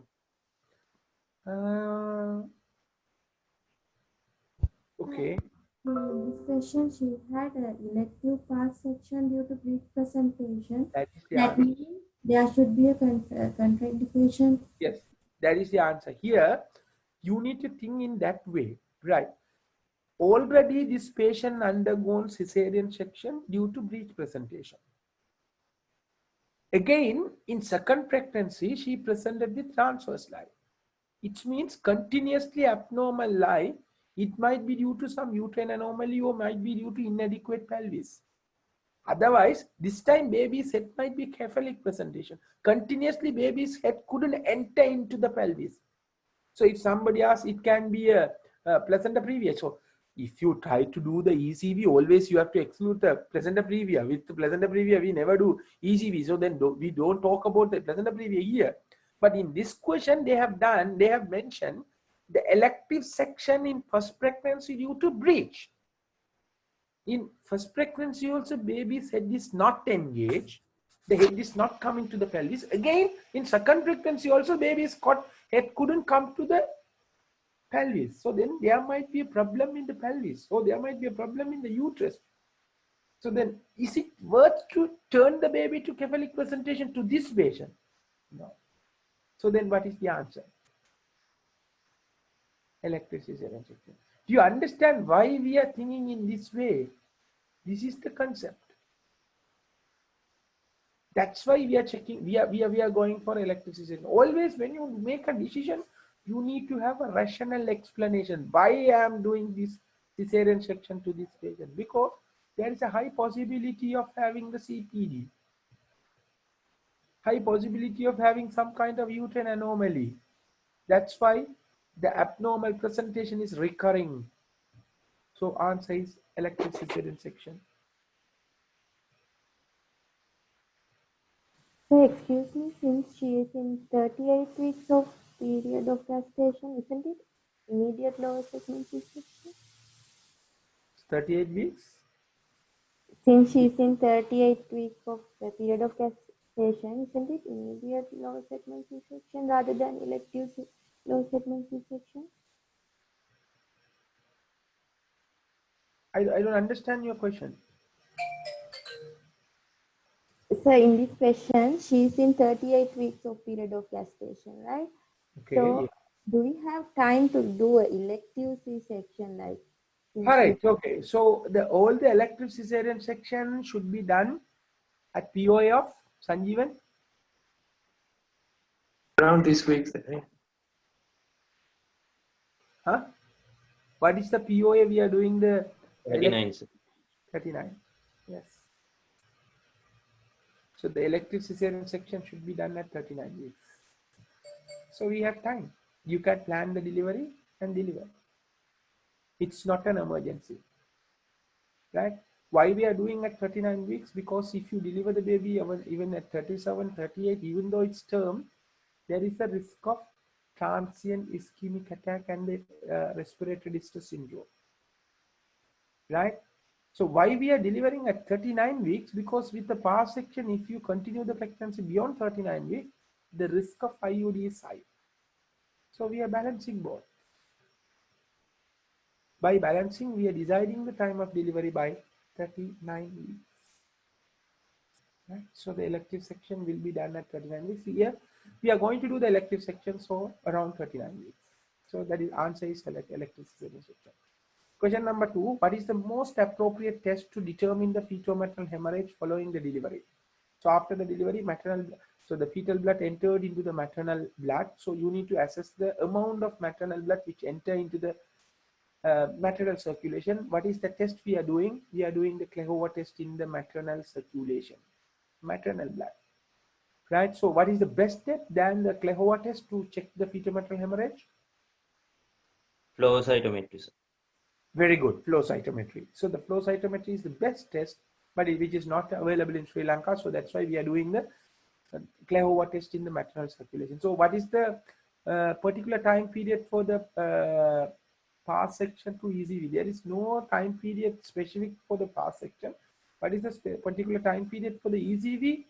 It should be 36 to 37 weeks. But there is no upper limit. You can do until 40 weeks, even 41 weeks, you can do ECV, but the success rate of the ECV will reduce with increasing POA. Right? That's the problem. So that's why we are doing around 37 weeks. If it is 39 weeks, the breech might engage, LICO will be reduced. So the labor might start with the contracting uterus, you can't turn it, then the success rate is reducing. So if you do the ECV on 36 to 37 weeks, the success rate might be, what is the success rate of ECV? Kavindu? 50%. 50%. See, you know everything. Why? What is the reason? We are repeating. The common MCQ points we are repeating. So you don't need to study either. If you attend all the class, that's more than enough to pass the exam. You will realize it when you go to the exam hall. Definitely. You people will realize when you are in the exam hall. So really the students who came regularly, the students who attend the class regularly, the students who concentrate the class. Sometimes you might attend the class, but you might see something and you might text with someone, you might eat something without concentrating. Just switch on the camera, and in front of the camera it's not going to work. But if you really involve with the class, right, so you don't need to study again, right? So you will realize it when you go to the exam. Don't worry, Sanjeev, whether you are studying or not, definitely you will pass, right? So I'm sure you will realize it. So otherwise, how can I make almost all students to pass in KGH? because you will realize it when you come to the repetition, rational thinking, repetition. Those are the two things, nothing else. You don't need to expect any questions. You don't need to memorize any answers. That will not help. Otherwise, you will give 5 milligram folic acid. Don't be a 5 milligram folic acid person. Right? Okay, Sanjeevan. Right? So the Klehover test on maternal tissue, the question number 2 answer is B. Question number 3, a mother underwent obstructed labor and an emergency cesarean section was done. Active management of third stage was performed. What is the next step of management?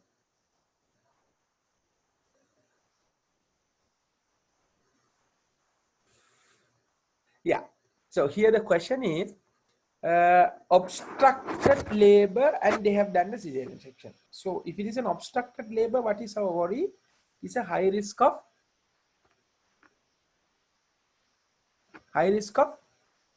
PPH. Very good. It's a high risk of PPH. You are identifying a risk factor for PPH, that is the obstructed labor. So if you identify the risk factor, then you can anticipate complication. Once you anticipate complication, you can do some intervention to prevent the complication. Agree? You can do some intervention to prevent the complications. So coamoxiclav, and actually that is not the mandatory step here. Ergometrin. So will you give the ergometrin? Ergometrin is going to be a treatment. So if somebody develop PPH after syntocinon, if it's not settled, then you can give the ergometrin. That is going to be treatment. Condom catheter, again it's going to be a treatment, right? So misoprostol, it's again going to be a treatment. Oxytocin infusion 40 unit. So oxytocin infusion is going to be a treatment, as well as it can be a prophylactic. So you can give oxytocin. So we used to start, so if it is a twin pregnancy, if it is obstructed labor, right? So the soft bladder, sorry, soft uterus. So we used to start the oxytocin infusion in a prophylactic manner to prevent the PPH. So sometimes, so when we are doing the surgery here, so it's like that. So even though, so in the exams, sometimes you might stick to the guidelines, but when you work in a station, there, depend on the facility, your management will vary. So when I am doing cesarean section in Mullaitivu, so I don't have MO, only have one MO. So then is it possible to monitor the patient every 15 minutes, half an hour, 1 hour? Is it possible? What do you think? The postpartum management, it's going to be difficult because one person can't clerk the patient, send the patient to theater. So the MO is in the theater, what I am in the theater.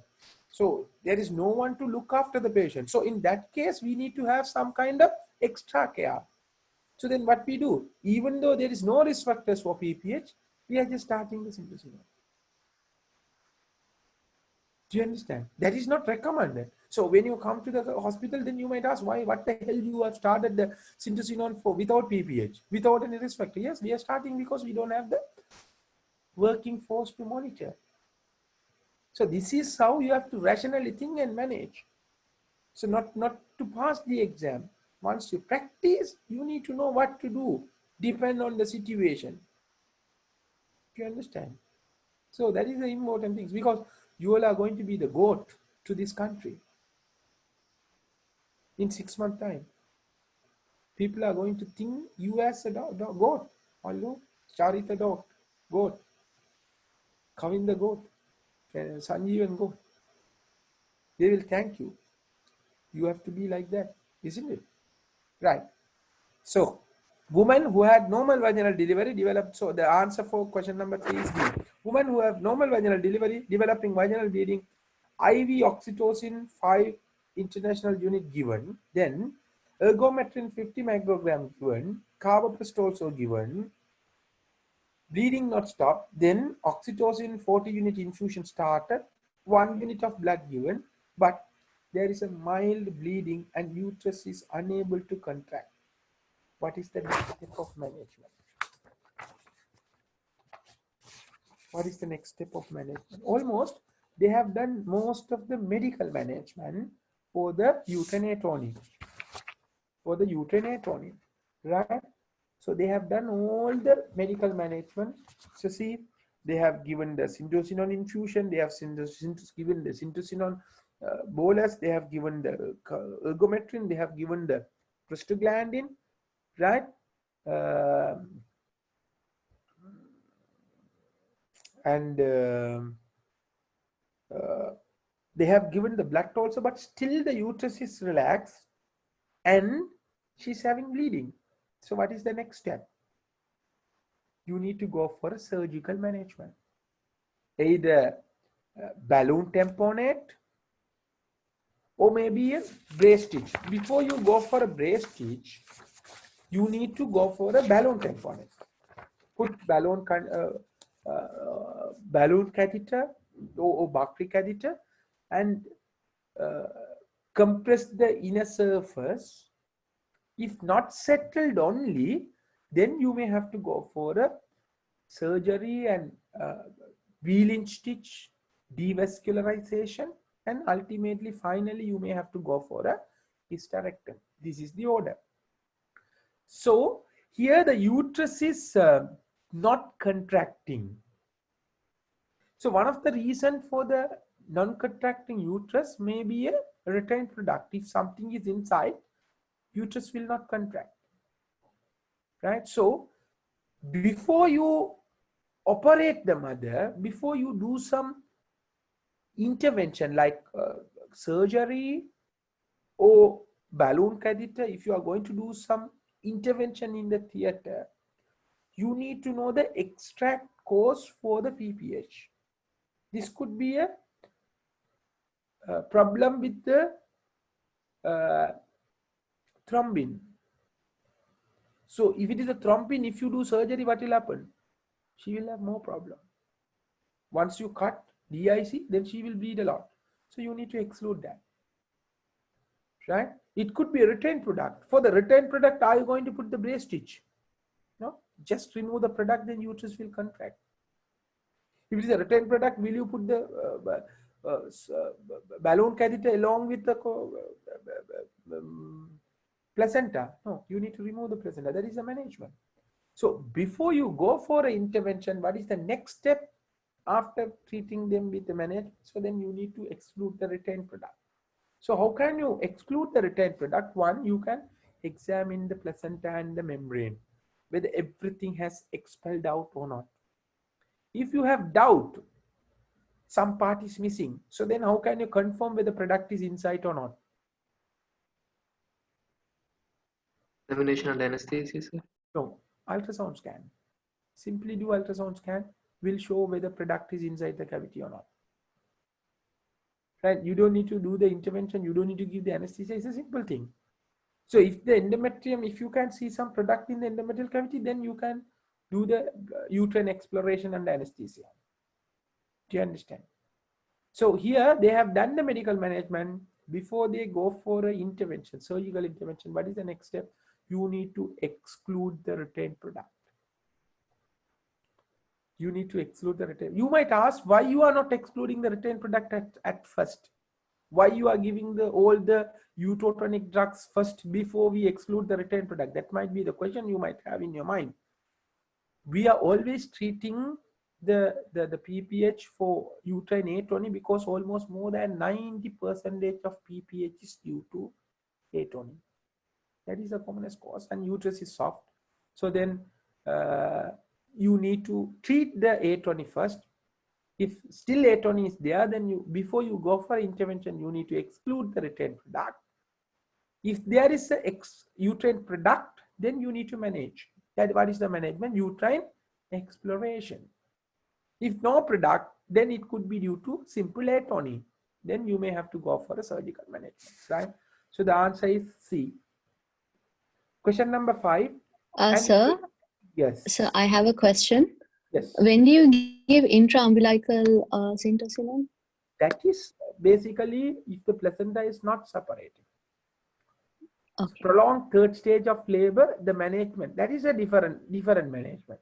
If the placenta is not delivering, then we are giving intra-umbilical syntocinon and we are trying to remove the placenta. If not, then we may have to go for a manual removal of placenta. That is different. Here, the retained product mean already placenta has delivered, but few products are missing. That is retained inside. So in that case, what will happen? Those retained product might cause bleeding and cause atony. That might be the reason for the PPH. So in that case, you need to remove that retained product. Okay, thank you, sir. Yeah, but in infraumbilical or manual removal is a management of retained placenta. Actually, not a retained placenta, is a prolonged third stage. Fail to deliver the placenta. So then you need to do some intervention to deliver the placenta. Right, fine. Question number 5. An 18-year-old woman in her first pregnancy presented with blood pressure of 140 by 110, reduced fetal movement, and acute onset of severe persistent abdominal pain, persistent cause. Here you need to understand the risk factors. What are the risk factors? Then the symptoms, and you can come to the diagnosis. So, sudden onset of acute severe abdominal pain. Acute severe abdominal pain. That is the only thing. So, if it is an acute severe abdominal pain, so could be a placental abruption, or could be a uterine rupture, or could be some other musculoskeletal pain. Those are the possibility. But here, patient doesn't have pervaginal bleeding. If the patient has pervaginal bleeding, it's most likely to be a placental abruption. But still, without bleeding also, there can be a placental abruption that is called concealed bleeding. That is possible. So here then you need to look for the other risk factors. What could be the possible causes? So here, 18 years. So the teenage pregnancy is a risk factor for placental abruption, and blood pressure is 140, 110. So PIH. So the PIH is a risk factor for placental abruption because the placenta is not in weight much, so it can easily separate and reduce fetal movement. So once the placenta is separated, then what will happen? The baby might die, and baby might die and reduce fetal movement.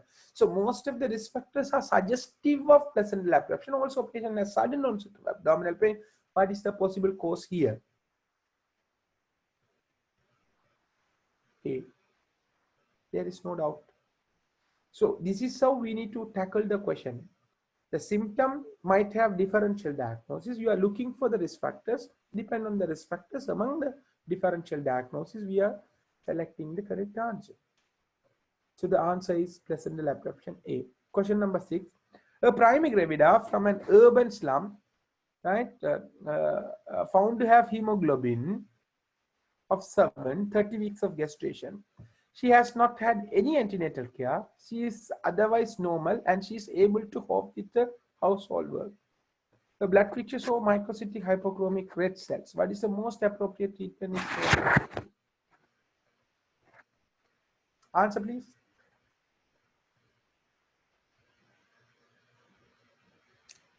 Akil, E. Start oral ferrous sulfate. Most appropriate management. A, B, C, bubbly. No. C. Anyone?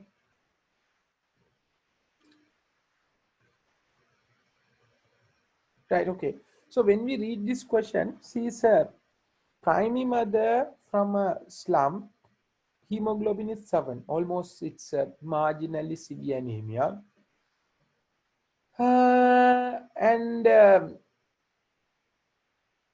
She does not had any antenatal care. She never had any antenatal care. Otherwise, she is normal and able to cope with her household work. It means she is asymptomatic. Even though the hemoglobin is 7, she is asymptomatic. So if the patient is asymptomatic, will you give blood transfusion? No. Now the blood transfusion is gone. You don't need to give the blood transfusion. You can treat. So the blood picture shows microcytic hypochromic red blood cells. So then we know what is the reason for this anemia. Iron deficiency. This is the iron deficiency anemia. So you don't need to give the blood transfusion. Then you need to start the iron treatment. You need to start the iron treatment. So iron treatment, dietary advice, and as she is in slum, she might have some kind of poor hygienic measures and things, and she might have a worm infection. So you may have to start the antihelminthics. These are the management options you need to offer to her. Agree? Dietary, iron supplementation, worm treatment, and review her with a repeat full blood count. only thing we know, we don't need to give the blood transfusion. So among this treatment, they are asking the most appropriate treatment.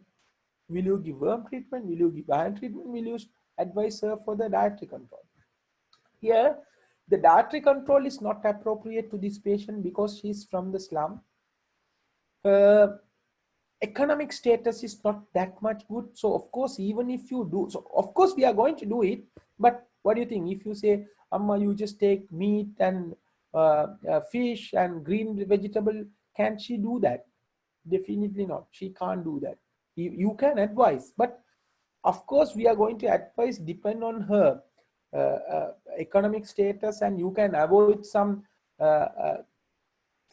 substances which can interfere with iron absorption, like taking calcium tablet along with the iron, adding lime with the iron food. Like that, we can advise those kind of things. But the dietary advice is not going to be the most appropriate one. It's going to be option, I agree, but it's not going to be a most appropriate one. Right? Yes, very good, Hirosha. She can avoid the tea. Yeah, it's possible, right? So, so the advice on diet and animal protein, yeah, we can advise, but that is not going to be a most appropriate one. Start oral and salvage. What do you think? Hemoglobin 7, you are going to start the oral. Is it a good option? No, sir. Poor Why? compliance patient. Poor compliance because antenatal seeking not very poor, sir. That's our worry, because until 30 weeks of POA, this patient, even she is a primey, she didn't come to the clinic.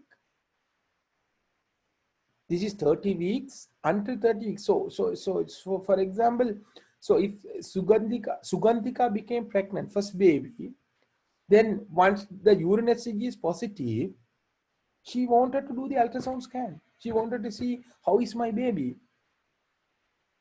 isn't it? So you are kind of urged to see your baby. You are doing good thing to your baby, but this poor mother, even though it's first baby, until 30 weeks, she don't bother about to come to the clinic.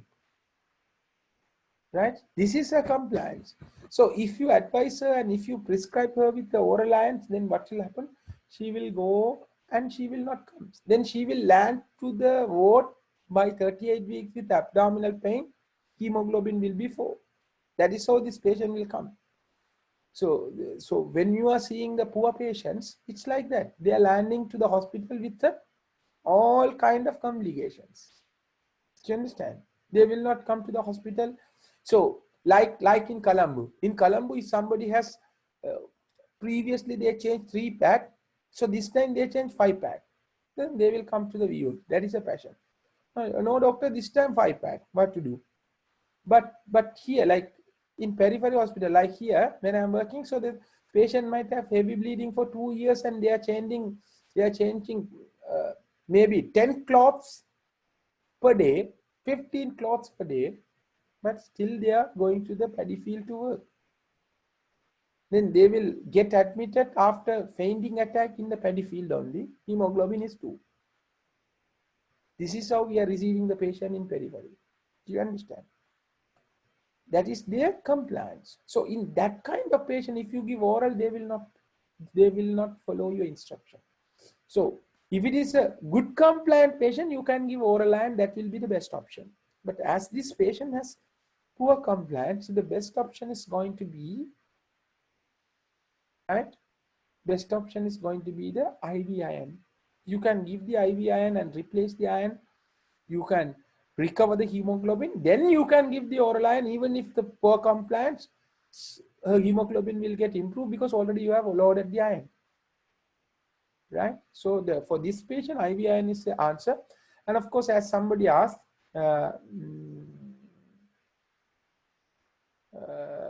yes, this is it. So if somebody asks if the patient presented at 38 weeks with hemoglobin 7, what is the management?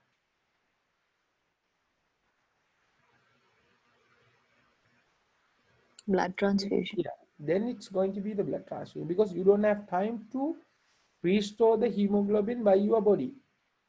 Do you understand? So then you may have to do the blood transfusion, right? So here she's 30 weeks, so we have enough time. So the answer is going to be IV. The total abdominal hysterectomy and bilateral salpingo oophorectomy was performed for severe endometriosis. She developed leakage of the urine following the day while she is on the catheter drainage. An intravenous pyelogram revealed an uterovaginal fistula diagnosis. What is the most likely procedure which have damaged the ureter? I think I have done this question in the first paper as well. So the answer is E, right? So we have done the same question earlier also. It's E. So suturing the vaginal vault of the vagina. So while you are suturing, if you put the ureter, take the ureter out, so then there is a high chance to have the ureterovaginal fistula. But the damage is high with the cardinal ligament ligation, right? So these are the two things you need to remember. Cardinal ligation, there is a high chance, but the ureterovaginal fistula is high with the suturing. Right. Question number 8. A 48-year-old woman with irregular vaginal bleeding underwent DNC. Histology reported as complex glandular hyperplasia with atypia. The best management option for this condition.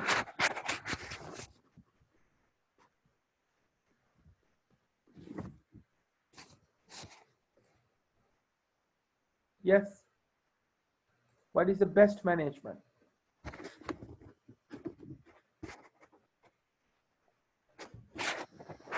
Of course, these are the common questions we repeat in the exam as well, right?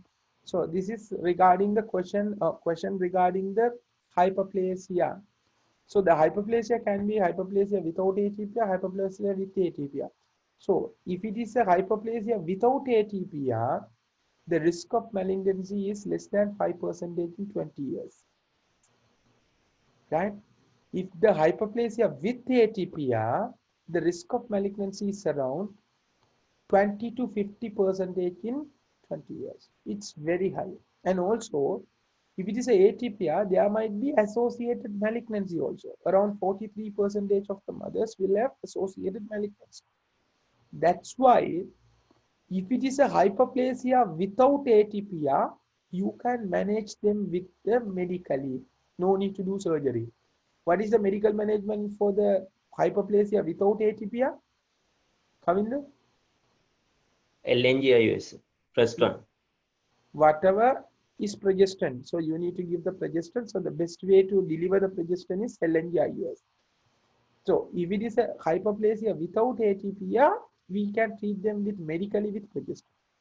But if it is a hyperplasia with atypia, there is a high risk of malignancy. Hyperplasia with atypia, high risk of malignancy. So as we are having high risk of malignancy, then we need to treat them surgically. You need to remove the uterus, right? So the hysterectomy is the management. Always you have to do hysterectomy for atypia. Now you might have question, will you remove the ovary or not? Ishan, will you remove the ovary?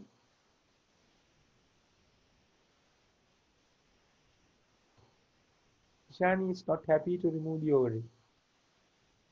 Right. The problem is, it's depend on the patient, right? So because if it is associated malignancy, endometrial CA, the endometrial CA is depend on the estrogen. So if you leave the ovary behind, so the presence of estrogen, the endometrial malignancy recurrence rate is very high. Do you understand what I'm telling? So you may have to remove the ovary as well. But as it is a pre-malignant risk, until you confirm the malignancy, if you want, you can preserve the ovary as well.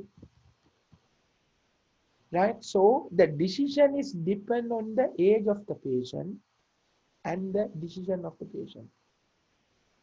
So for example, if the patient is 35, 40 years with hyperplasia with atypia, obviously you need to take the uterus out. Will you take the ovary? As she is young, you can preserve the ovary. Do you understand? Because you are balancing the risk and the benefit. So as she's young, we can think about the ovary. You can discuss with the physician. There is a risk if you are willing, then we will preserve the ovary. But after hysterectomy, we are sending that uterus for the histopathological examination. If the histopathological examination reveal malignancy, then you have to go for a resurgery and remove the ovary. That possibility is there. You need to explain to the patient. We will do the hysterectomy first, and depend on the histopathological examination, we will decide whether we want to take the ovary or we can keep the ovary. But if the patient is 48 years, she is in perimenopausal age, she will reach menopause maybe in 1 year or maybe in 2 years. In that case, keeping the ovary inside will not be a good option, because she's going to reach the menopause in 1 year time. But if you keep the ovary, that might have some additional risk. So then you can think about the oophorectomy. So the decision is not straightforward one. You need to discuss and you need to see the factors and decide. Say for example, a 40-year-old mother of 2 presented with heavy menstrual bleeding, and her mother also died at 65 years due to endometrial CA.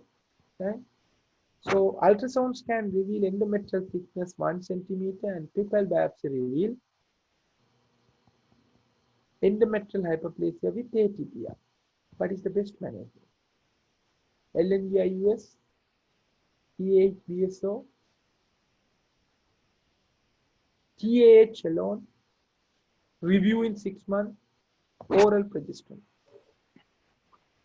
So since she has 2 children, Okay. we can explain to the patient that there's a high risk of endometrial CA and then do TAH BSO. You can do TAH. What about the BSO? And one thing, Tushan, we can't just tell as you are having 2 children, we will remove the uterus. No. Yeah, since it's a high risk because it's familial, the mother also died. That's the answer. We are removing the ovary because mother has endometrial CA. Right?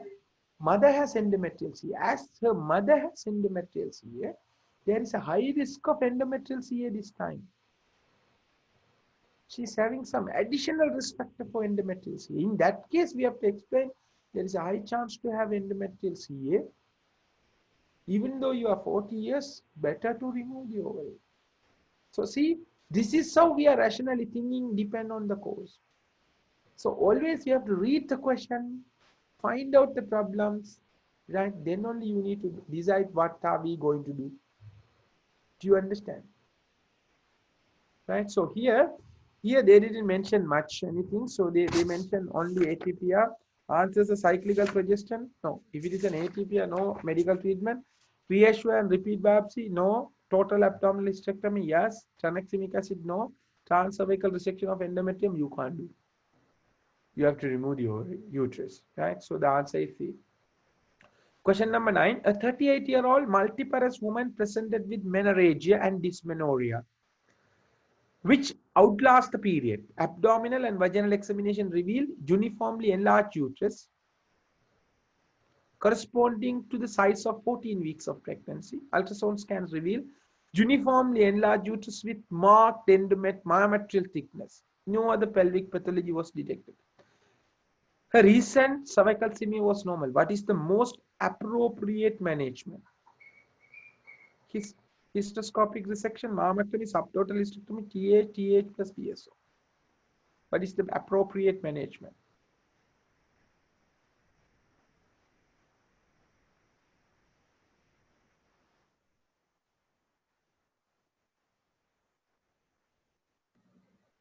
Charita, what is the answer?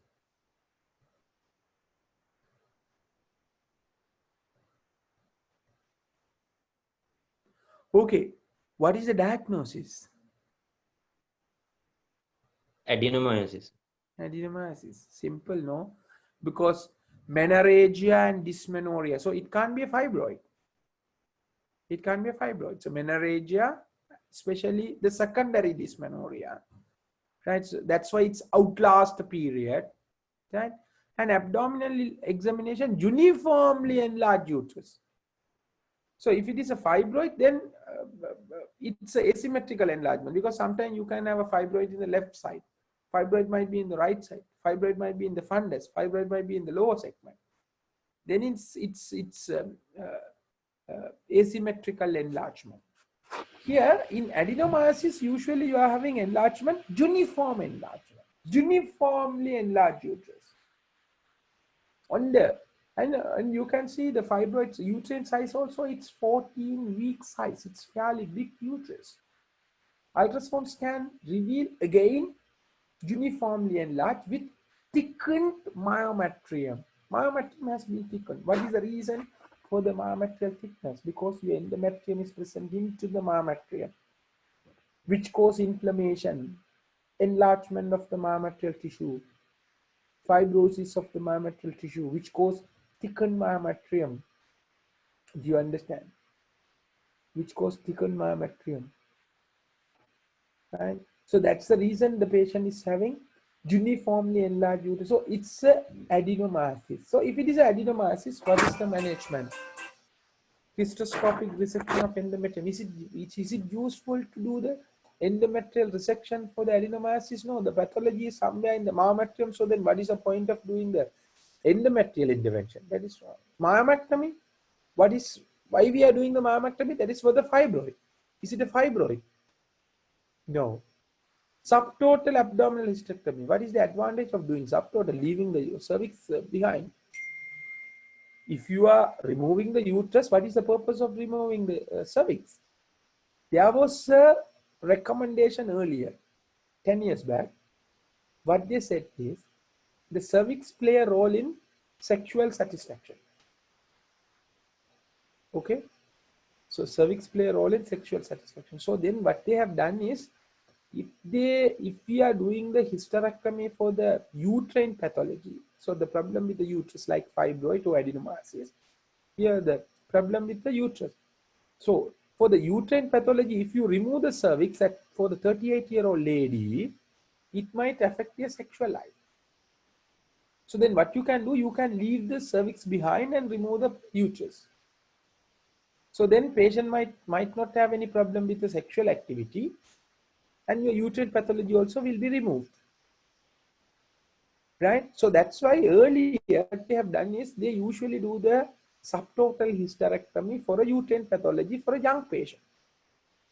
But later they found there is nothing like that. There is no place in the cervix for the sexual satisfaction. If you keep the cervix behind, then again there is a risk of cervical CA in later period. So you are leaving. So after removing the uterus without any usefulness, if you leave the cervix behind, only problem they might have cervical CA in later life. Nothing advantage. So then will you do the subtotal hysterectomy? No. Now we don't do the subtotal hysterectomy. If you are deciding to do the hysterectomy, do hysterectomy. That's it. So the subtotal hysterectomy is not recommended now. The TH, yeah, that is a recommended one. TH BSO. Will you do the BSO for adenomyosis at 38 years? Where is the problem here? Problem with the uterus. So if you have problem with the uterus, will you remove the ovary? No. If you remove the ovary, patient will have some kind of other complications. So that's why we are not removing the ovary. Only if you remove the uterus, it's more than enough. So what is the management then? TH. So whenever you answer a question, right, you are excluding 4 answers, right? So knowing the answer alone will give you only 20% of the knowledge. But if you understand why I am excluding rest of the 4 answers, then you will get 100% of knowledge in that question. You understand? So don't go behind the answers. Then only you will get 20% of knowledge. So then only 20% will pass the exam. Isn't it, Sanjeevan? So you can, when you exclude, you need to know why you are excluding the subtotal hysterectomy, why you are excluding the BSO, why you are excluding the resection of endometrium. This is how you need to gather the information and the knowledge. Right, fine. So question number 10, a primipara undergoes induction of labor with syntocinon at a period of amenorrhea of 41 weeks. 4 hours later, her fetal heart rate drops to 100 beats per minute. What is the most important step of the management?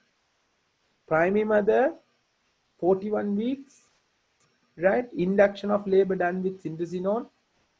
After 4 hours, fetal heart rate drops to 100 beats per minute. What is the most important next step of management? After starting syndrome, the fetal heart rate drops. What is the first next step of management? First, you stop the syndrome. That is the first step. What is the next? After the stopping syndrome, what is the next step? So what are the possible causes for fetal heart rate drop following induction of labor? What are the possible causes? 1, due to uterine hyperstimulation, the uterus making the syntocinon make the uterus to contract, then fetal blood flow might drop, so then baby might have heart rate drop. That is one possibility. Second, Lasanda, Gael, why are you keep quiet? What is the second reason for the heart rate drop after induction of labor? Cord prolapse.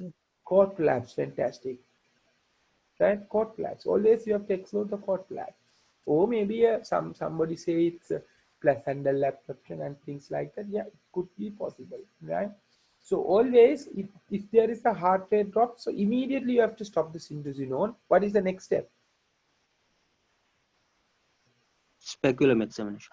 No, you need to do the vaginal examination. You can do the vaginal examination because if the heart rate is 100, it could be due to cord collapse, or it could be due to fully dilatation.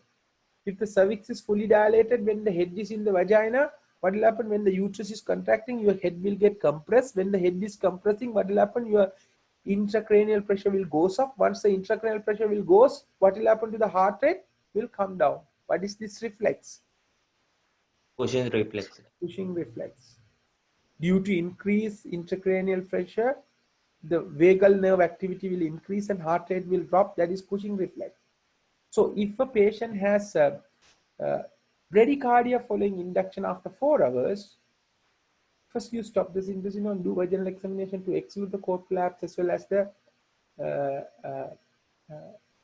fully dilatation, right? So then only you have to do the rest of the intervention. So the next step is going to be stop syntocinon.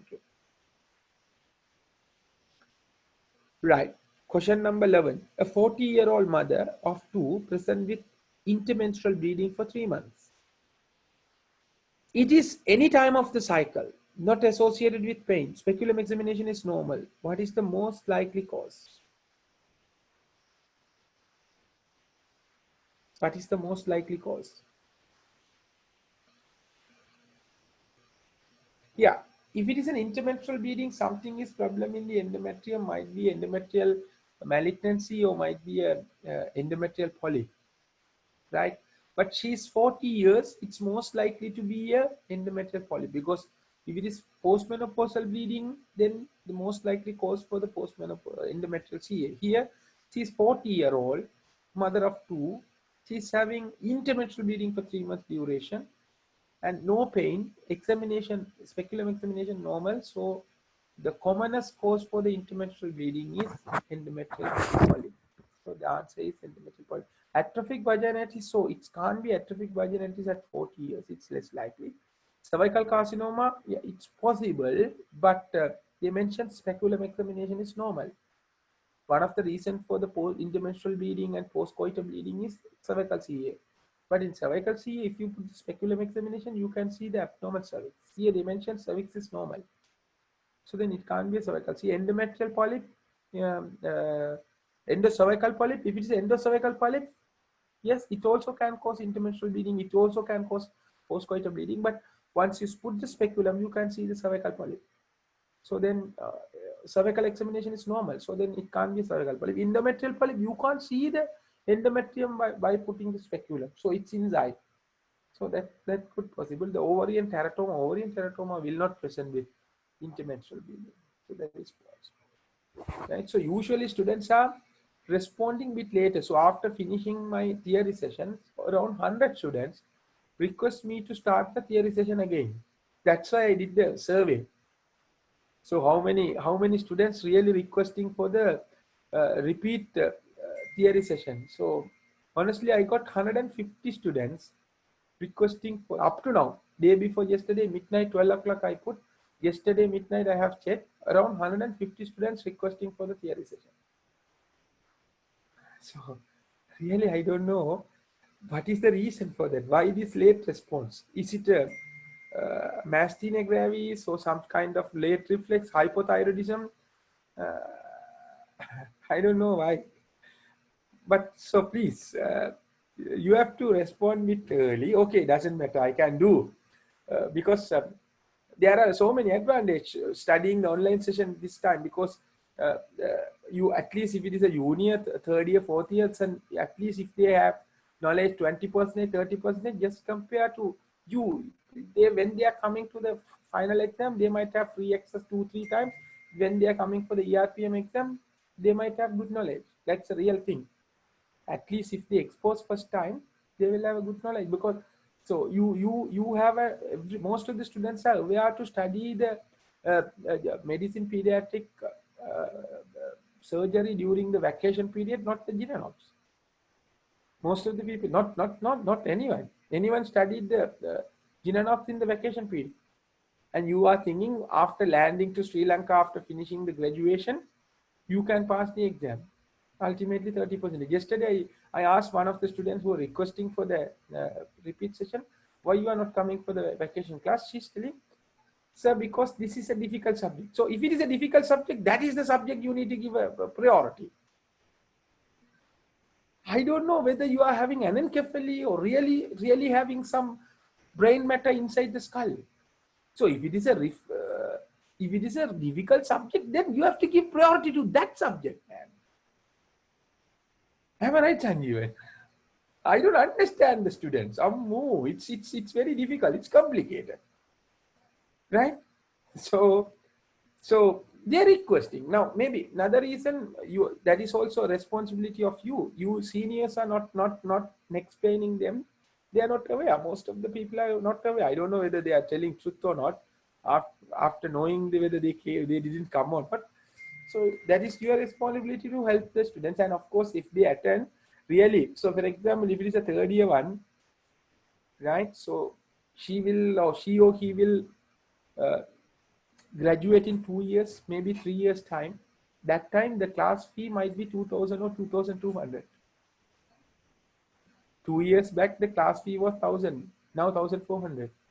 Maybe in 2 years back it will be 2,000 or 2,200. But if you attend this time, in 2 years time when they are coming, they will have advantage. So there are so many advantages really if they attend. So actually the exam batch students, you don't have that chance because you will get through and you will go. But the junior batch, it's a golden opportunity to get some basic knowledge and some kind. There are a lot of advantage.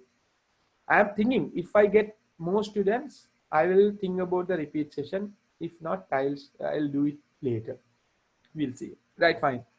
So the question number 11, answer is endometrial polyp, because the cervical examination is normal. So then it can't be a cervical pathology. It should be endometrial pathology.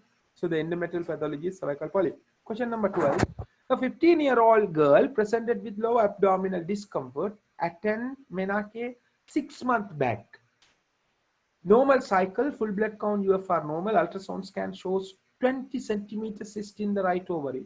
It is symptomless. What is the best management? What is the best management? What is the best management? Serum beta HCG. Right. So here serum beta HCG can be done because as she is young, So this mass might be from the germinal cells, right? So then beta HCG might be elevated. But the best management is what? Okay, will you do surgery for this 20 centimeter cyst, asymptomatic cyst? Here, read the question carefully, right? So please, when you have a question like this, you need to read the question carefully. 15-year-old girl, she's very young, 15 years, presented with low abdominal pain and discomfort, but she attained menarche 6 months back. She had normal cycle, full blood count normal, ultrasound scan showed 20 centimeter, fairly big cyst, 20 centimeter cyst in the right ovary. She is symptomless, asymptomatic. What is the best management, right? So the best management here, right? So the problem is young woman had a cyst and pain. So if the patient is cyst and pain, will you intervene? Yeah, we need to intervene. Right? As it is a large cyst, we need to intervene. Large cyst, pain, so we need to remove the cyst. Otherwise, patient will have symptoms and we may have to do some intervention. Right? Okay. So what kind of intervention? We need to do the cystectomy. So what are the ways to do the cystectomy? You can do cystectomy by laparoscopy, or you can do cystectomy by laparotomy. Laparoscopy or laparotomy. So what kind of things you will do for this young woman? Laparoscopy or laparotomy? Laparoscopy.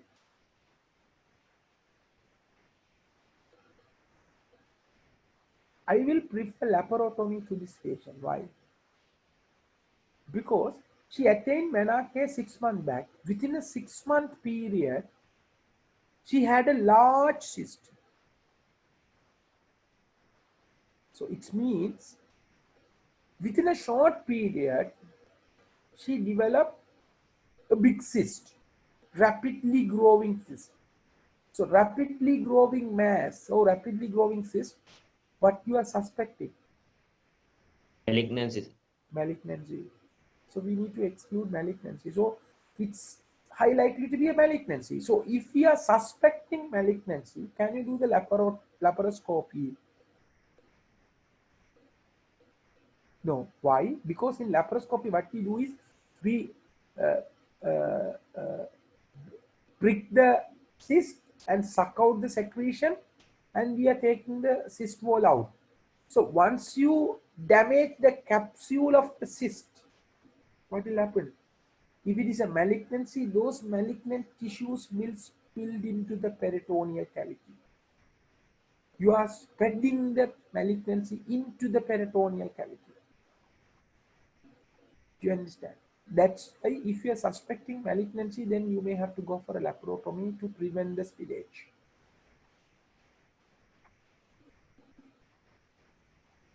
Right. So it is not rapidly growing. So that's why, as it is a rapidly growing, we may have to go for a laparotomy.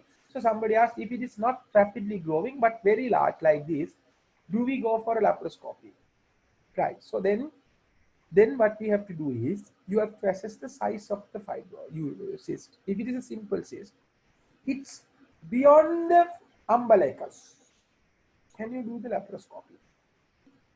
You can't. The reason is, we are putting the trocar through the umbilicus. Just above the umbilicus, or just below the umbilicus, or through the umbilicus. That is called infra-umbilical, intra-umbilical, supra-umbilical. So we are putting the trocar through the umbilicus. So if the cyst is above umbilicus, so you don't have place to put the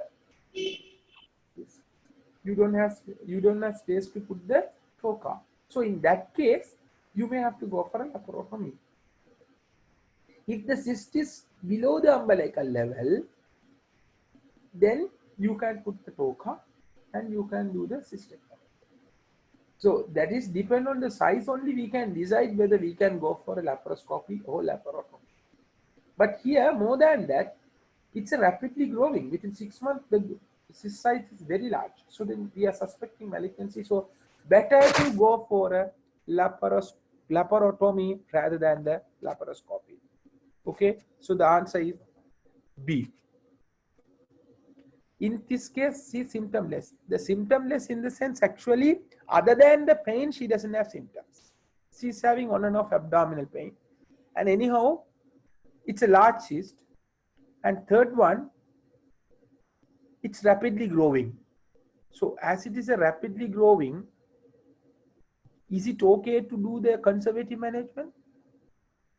If you are suspecting malignancy, is it okay to do the conservative management? No. So then will you do the conservative management to this patient? So definitely you need to do the intervention for this patient. There is no question on that. So there are so many reasons to do intervention. Rapidly growing, mild abdominal pain, right? Large cyst. So then you need to do the intervention, especially the laparotomy. Right. Question number 13.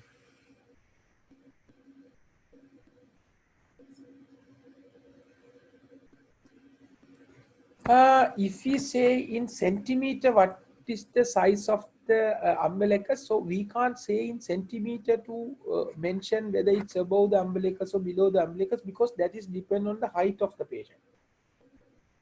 So for example, if it is a short mother, even 15 centimeter might reach to umbilical level. If it is a tall mother, even 20 centimeter might not reach the umbilical level. That's why we don't say in a centimeter, we are saying in weeks of pregnancy. Right? So, ovarian mass, it's around 20 week size uterus, pregnant uterus. Right? So then you can tell the size of the mass in correspond to the size of the gravid uterus. So if it is 20 weeks, then it's at the level of umbilicus. Okay? So when you are doing the examination in your Viva class, we are telling the size of the mass in weeks of gravid uterus. Even though it's a ovarian mass, we are telling in weeks of gravid uterus. Right? So the answer is laparotomy. Question number 13. A 26-year-old mother of 2 children presented with galactorrhea and amenorrhea for 6 months. She is not on any medication. What is the next management?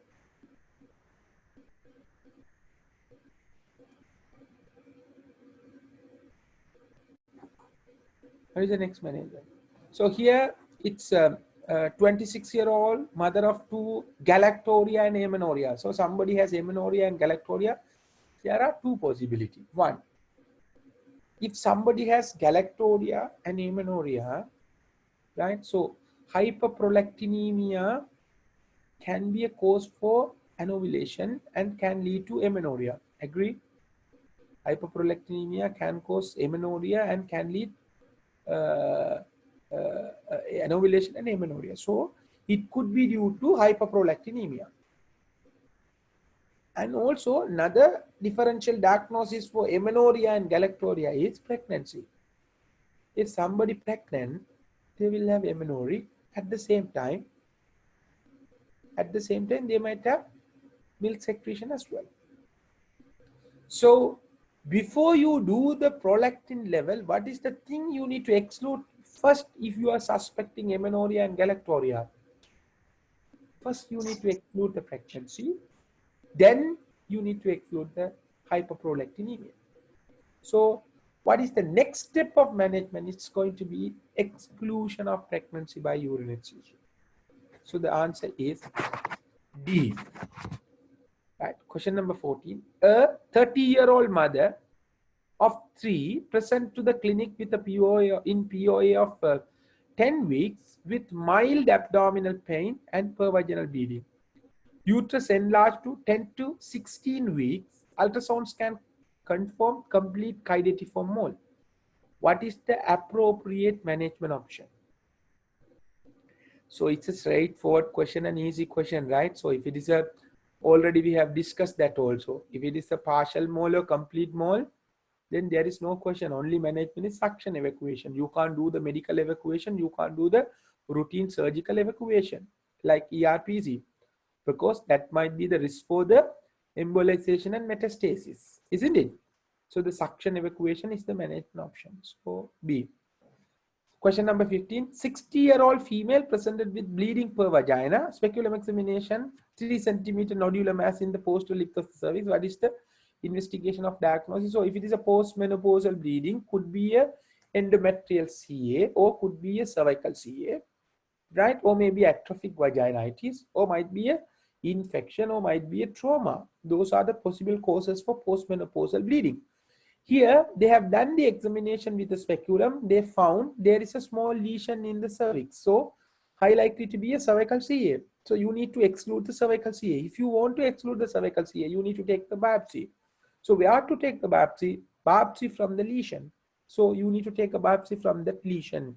So, that should be a punch biopsy from the edge of the lesion. So, I think last class or something I told that also. You can't take the biopsy from the center of the lesion because center of the lesion will have more necrotic tissues. So those necrotic tissue will not help you to diagnose the cervical CA. So you need to take the edge of the cells, then only you can diagnose. So the punch biopsy is the answer. Question number 16. A patient who had an uncomplicated normal delivery developed postpartum hemorrhage. Normal vaginal delivery, she's developing postpartum hemorrhage. Third stage was managed actively and placenta and membrane was expelled completely. Soon after the delivery, her uterus is relaxed and is felt above the umbilicus. What is the most appropriate next step of management? Carry out the uterine massage. What is the next step of management? Praga, you need to read the question carefully.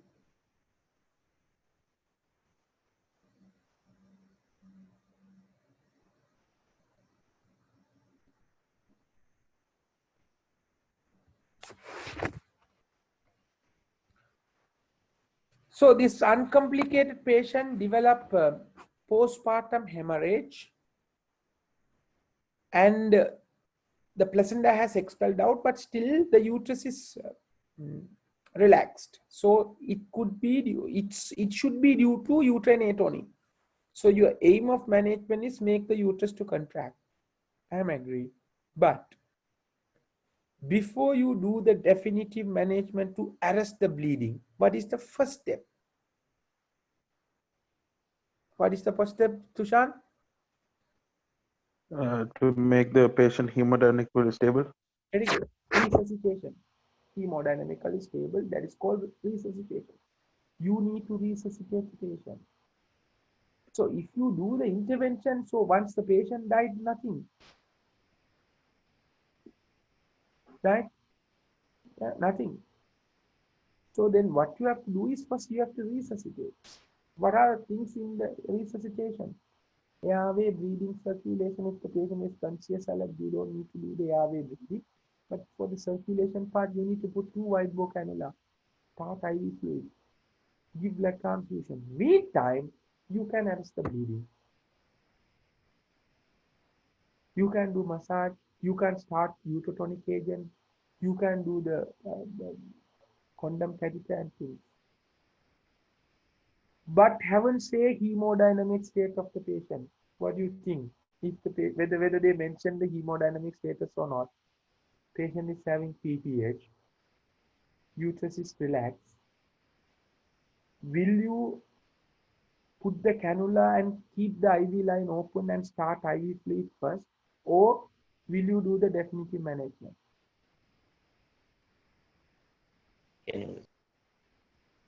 First, you have to keep the patient alive. So, without wall, can you draw a drawing? You need to keep the wall first.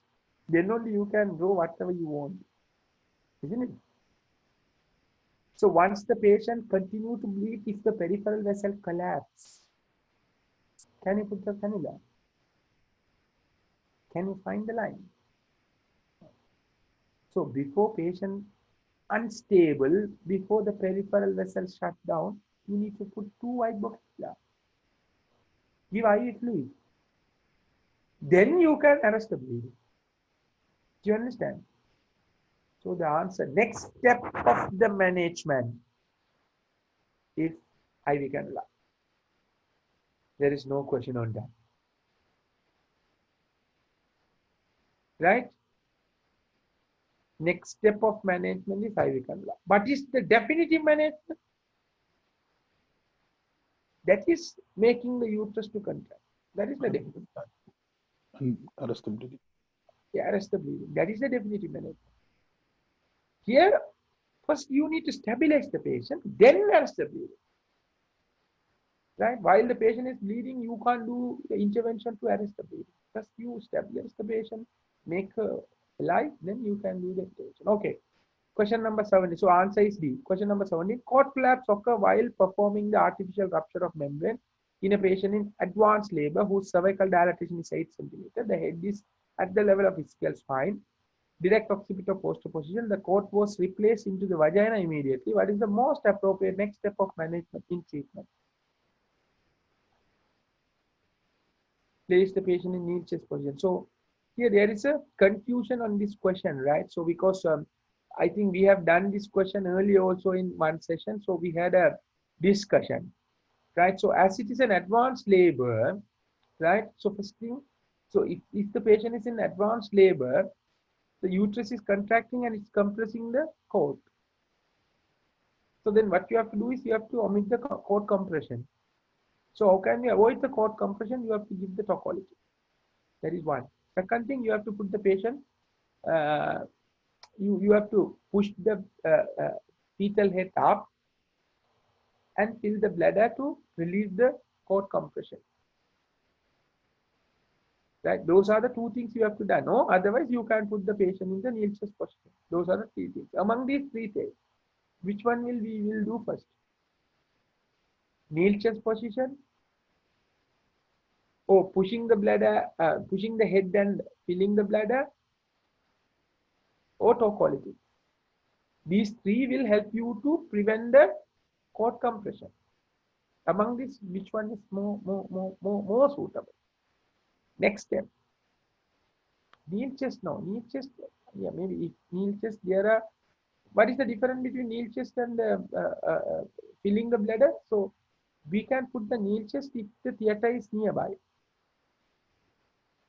The kneel chest and filling the bladder is almost same. That's only depend on the theater availability. So if you want to transfer the patient through the corridor, so it might take time to push the head and fill the bladder. So rather than waiting that time, you just put the patient into kneel chest position and take her to the theater and do it. That's it. Right? Or if you want to transfer the patient through the corridor, you can't keep the patient in the kneel chest position. It's not good. So then you can put the patient in the lying down position and you just push the baby's head and fill the bladder, and you can transfer the patient to the theater, or you can transfer the patient to the tertiary care center and do surgery. That is second option. Here, as they mentioned, if the patient is in advanced labor and uterine contraction, so among these things, so what is the next step? So I discussed these answers with the Kalibov also. So they mentioned it's tocolytic.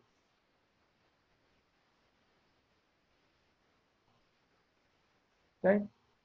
They mentioned it's tocolytic. Because the baby's head is also at the level of ischial spine, you are correct. So it means the head is a bit high, not in the lower position. Do you understand? The head is a bit high. So then the pushing up, then kneel chest, the important step is going to be the tocolytic. So it will prolong, right? So what you asking about the action? No, if you give the terbutaline, the action of terbutaline is very fast. Onset of action is very fast, and the duration also is going to be very fast, very short. So if you give terbutaline until you deliver, you can relax the uterus. Once the delivery, you stop the terbutaline, then uterus will contract. because the duration of action is less. Right? So it's kind of confusing question.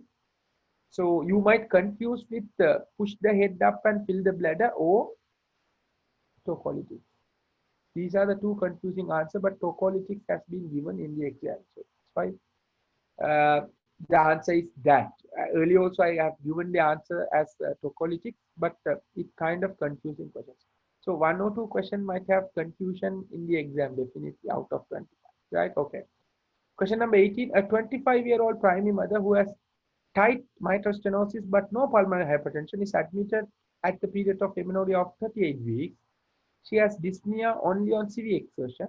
The pulse rate is 80 beats per minute and regular. She does not have basal crepitation. The fetus is in cephalic presentation, head is engaged, and cervix is 25% effaced, and os is dilated to 1 centimeter. There is no uterine contraction. It was decided to allow for the normal vaginal delivery. Which one of the following is best avoided during the management of the labor?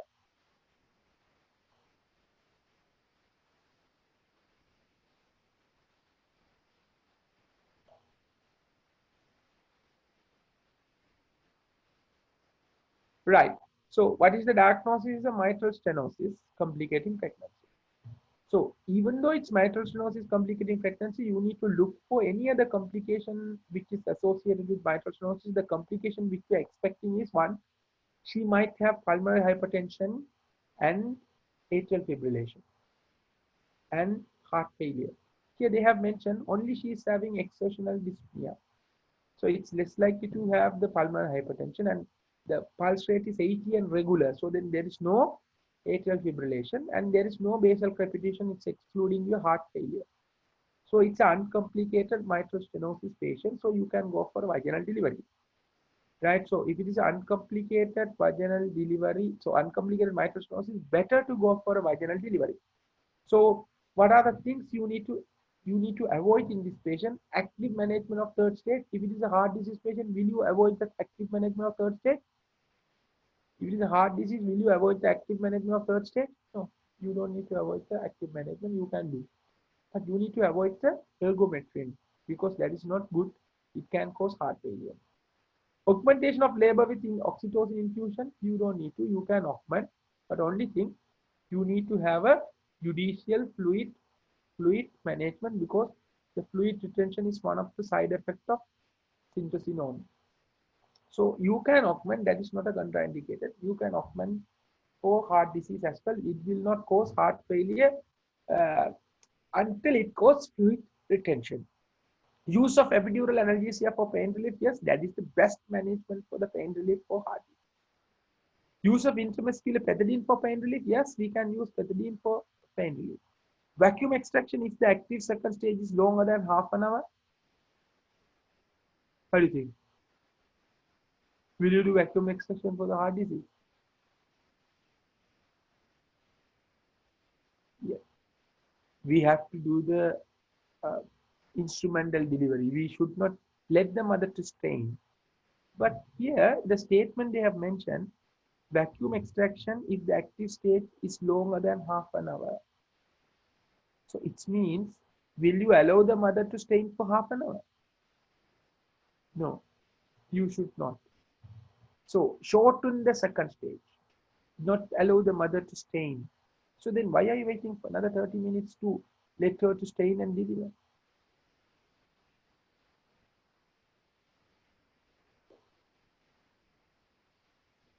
Right? So the best avoided during management for this labor is vacuum extraction if the active second stage is longer than half an hour. You have to do it. You have to do the instrumental delivery, not waiting for 30 minutes. That's why it's false. So 18 answer is E. Question number 19. A primary para is admitted a period of amenorrhea of 32 weeks with history of low abdominal pain. The fetus is in cephalic presentation. She is getting 1 to 2 contractions per 10 minutes. Cervix is 50% effaced and dilated to 2 centimeters. The membranes are intact. Her heart rate is 14 beats per minute. She has no other pregnancy complication. What is the next step of management? So what is the diagnosis for this patient? What is the diagnosis for this patient? This is a preterm delivery. It's a preterm delivery. 32 weeks, getting contraction, 50% FA, 2 centimeter dilated. So it's a preterm delivery. If it is a preterm delivery, what is our worries? We need to give some medication to prevent some complication to the fetus. Allow the labor to progress without interference? No, we should not allow. We have to do some intervention to minimize the preterm complication like infantile respiratory distress syndrome, right?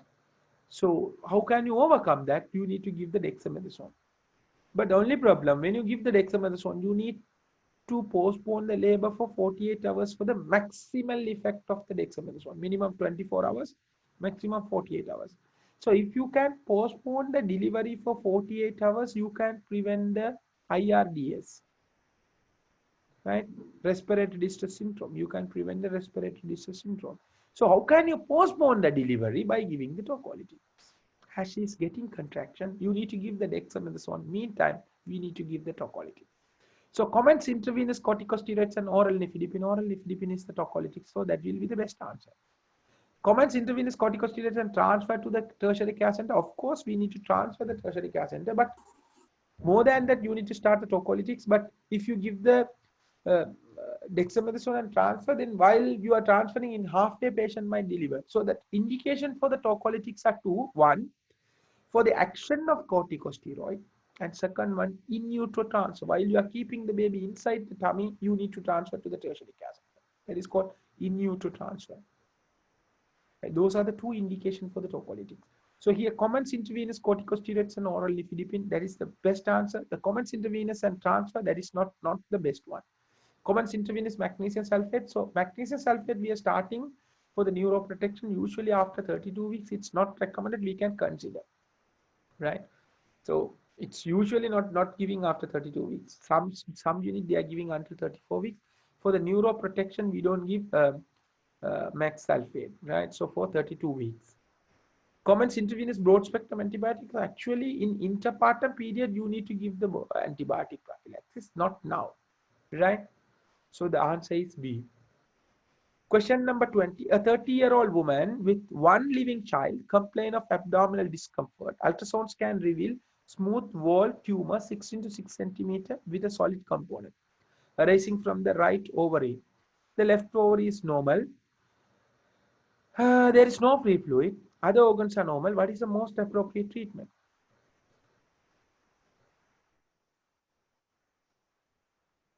Unilateral oophorectomy. Why? Why we want to do the unilateral oophorectomy? Because it's a solid material, so it could be a malignancy. That's why. Is that so? Okay. So what is the diagnosis? What kind of cyst this one? One child. So please don't become a VOG with this kind of mind. So if somebody has one child, unilateral oophorectomy. If somebody has two child, bilateral oophorectomy. If somebody have three child, then along with that you have to take the uterus. Is that so? So please note that person. The girls who are attending to my class, please note that person, and once he become VOG, don't go to him. Then first question he will ask how many child? One. So then we'll take off one over. Two. We'll take two.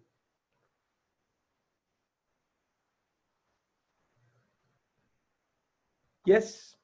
What kind of three child? We remove everything. Bilateral, ovary, uterus, everything. Isn't it, Sanjit? Okay. So what is the diagnosis this one? 30-year-old, mother of one, smooth wall, 6 into 6 centimeter, solid component, one side ovary, left side normal, no free fluid, no metastasis. So other than the solid component, all the features, very good Tisura, all the features are suggestive of benign. Unilateral, no free fluid, no metastasis, isn't it? Smooth wall, all the features suggestive of benign. So do you have any benign tumor with solid component? Do you have any? Yes. What is that? Teratoma. Teratoma, very good. Teratoma. So the diagnosis is teratoma. So what is the problem with the teratoma? Teratoma does not cause any adhesions. So as they don't cause adhesion, the solid mass is hanging on the pedicle. So then what will happen? If they are hanging on the pedicle, solid mass, what is the worry? Which can easily turn, twist. So the risk of overorientation is very high. So as it is a 6 centimeter teratoma, high risk of torsion, then you need to intervene. You can't just, what do you think? What will happen to the CA125 level for teratoma? It's definitely going to be normal because this is a germ cell tumor. So if CA125 is normal, will you do the conservative management? So nothing, no, definitely even after 3 months, CA125 is going to be normal. So here it's a teratoma, high risk of torsion, then you need to do the intervention. What kind of intervention we need to do? We need to remove the cyst. No need to remove the uterus. You need to remove this ovary. So the first question, will you intervene? Yes. Why? Because this is teratoma, high risk of torsion, and patient is having discomfort. What are you going to remove? I will remove the cyst. So what is the answer?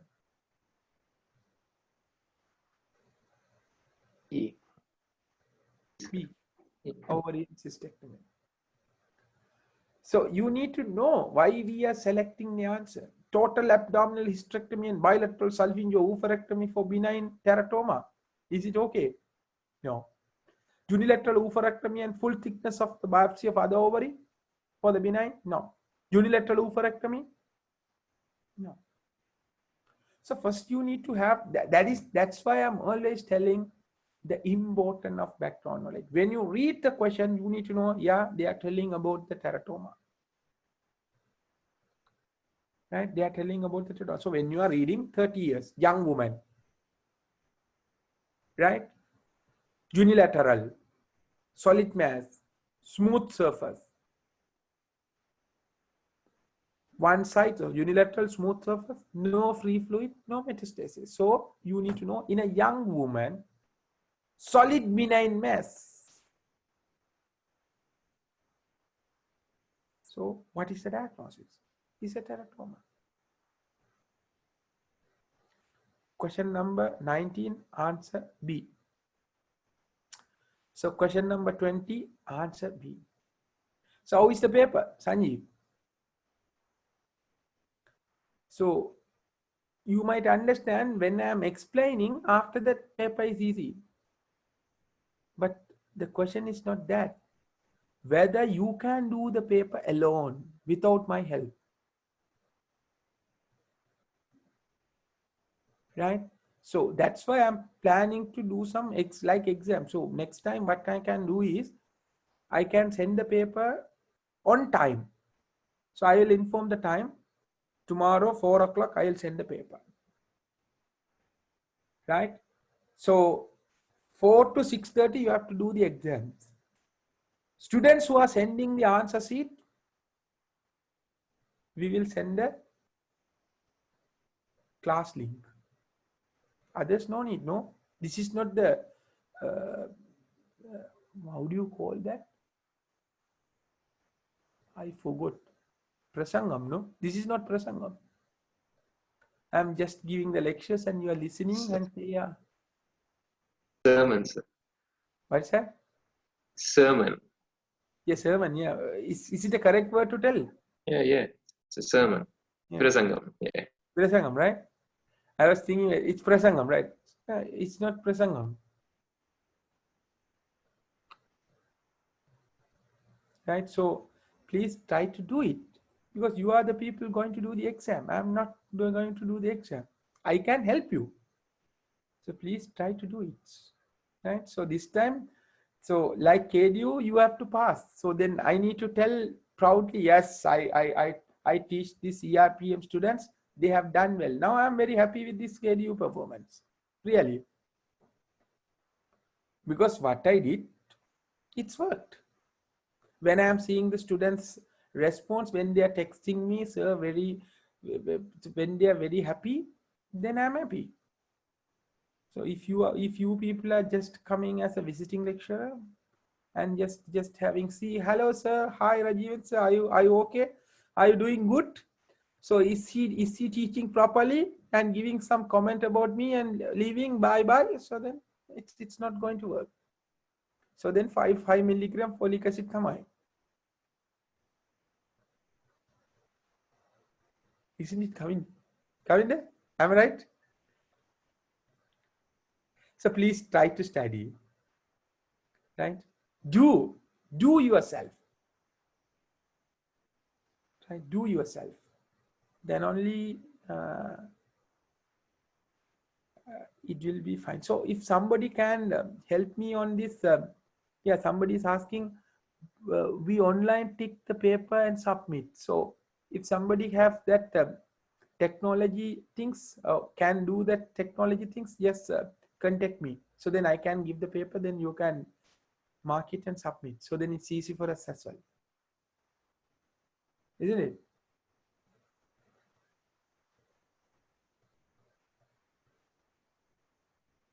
Okay, right?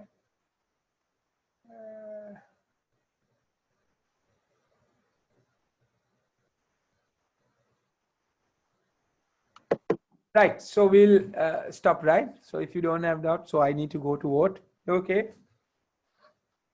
We'll meet by next week, right? With the free paper. Okay. So tomorrow we are having a topic-wise revision. So not Saturday also we are having. This week we will do 2 classes. Tomorrow 12:15. So students who are coming to the topic-wise revision, please come. Yes, Nantri. Okay. Thank you so much. Bye. Thank you, sir.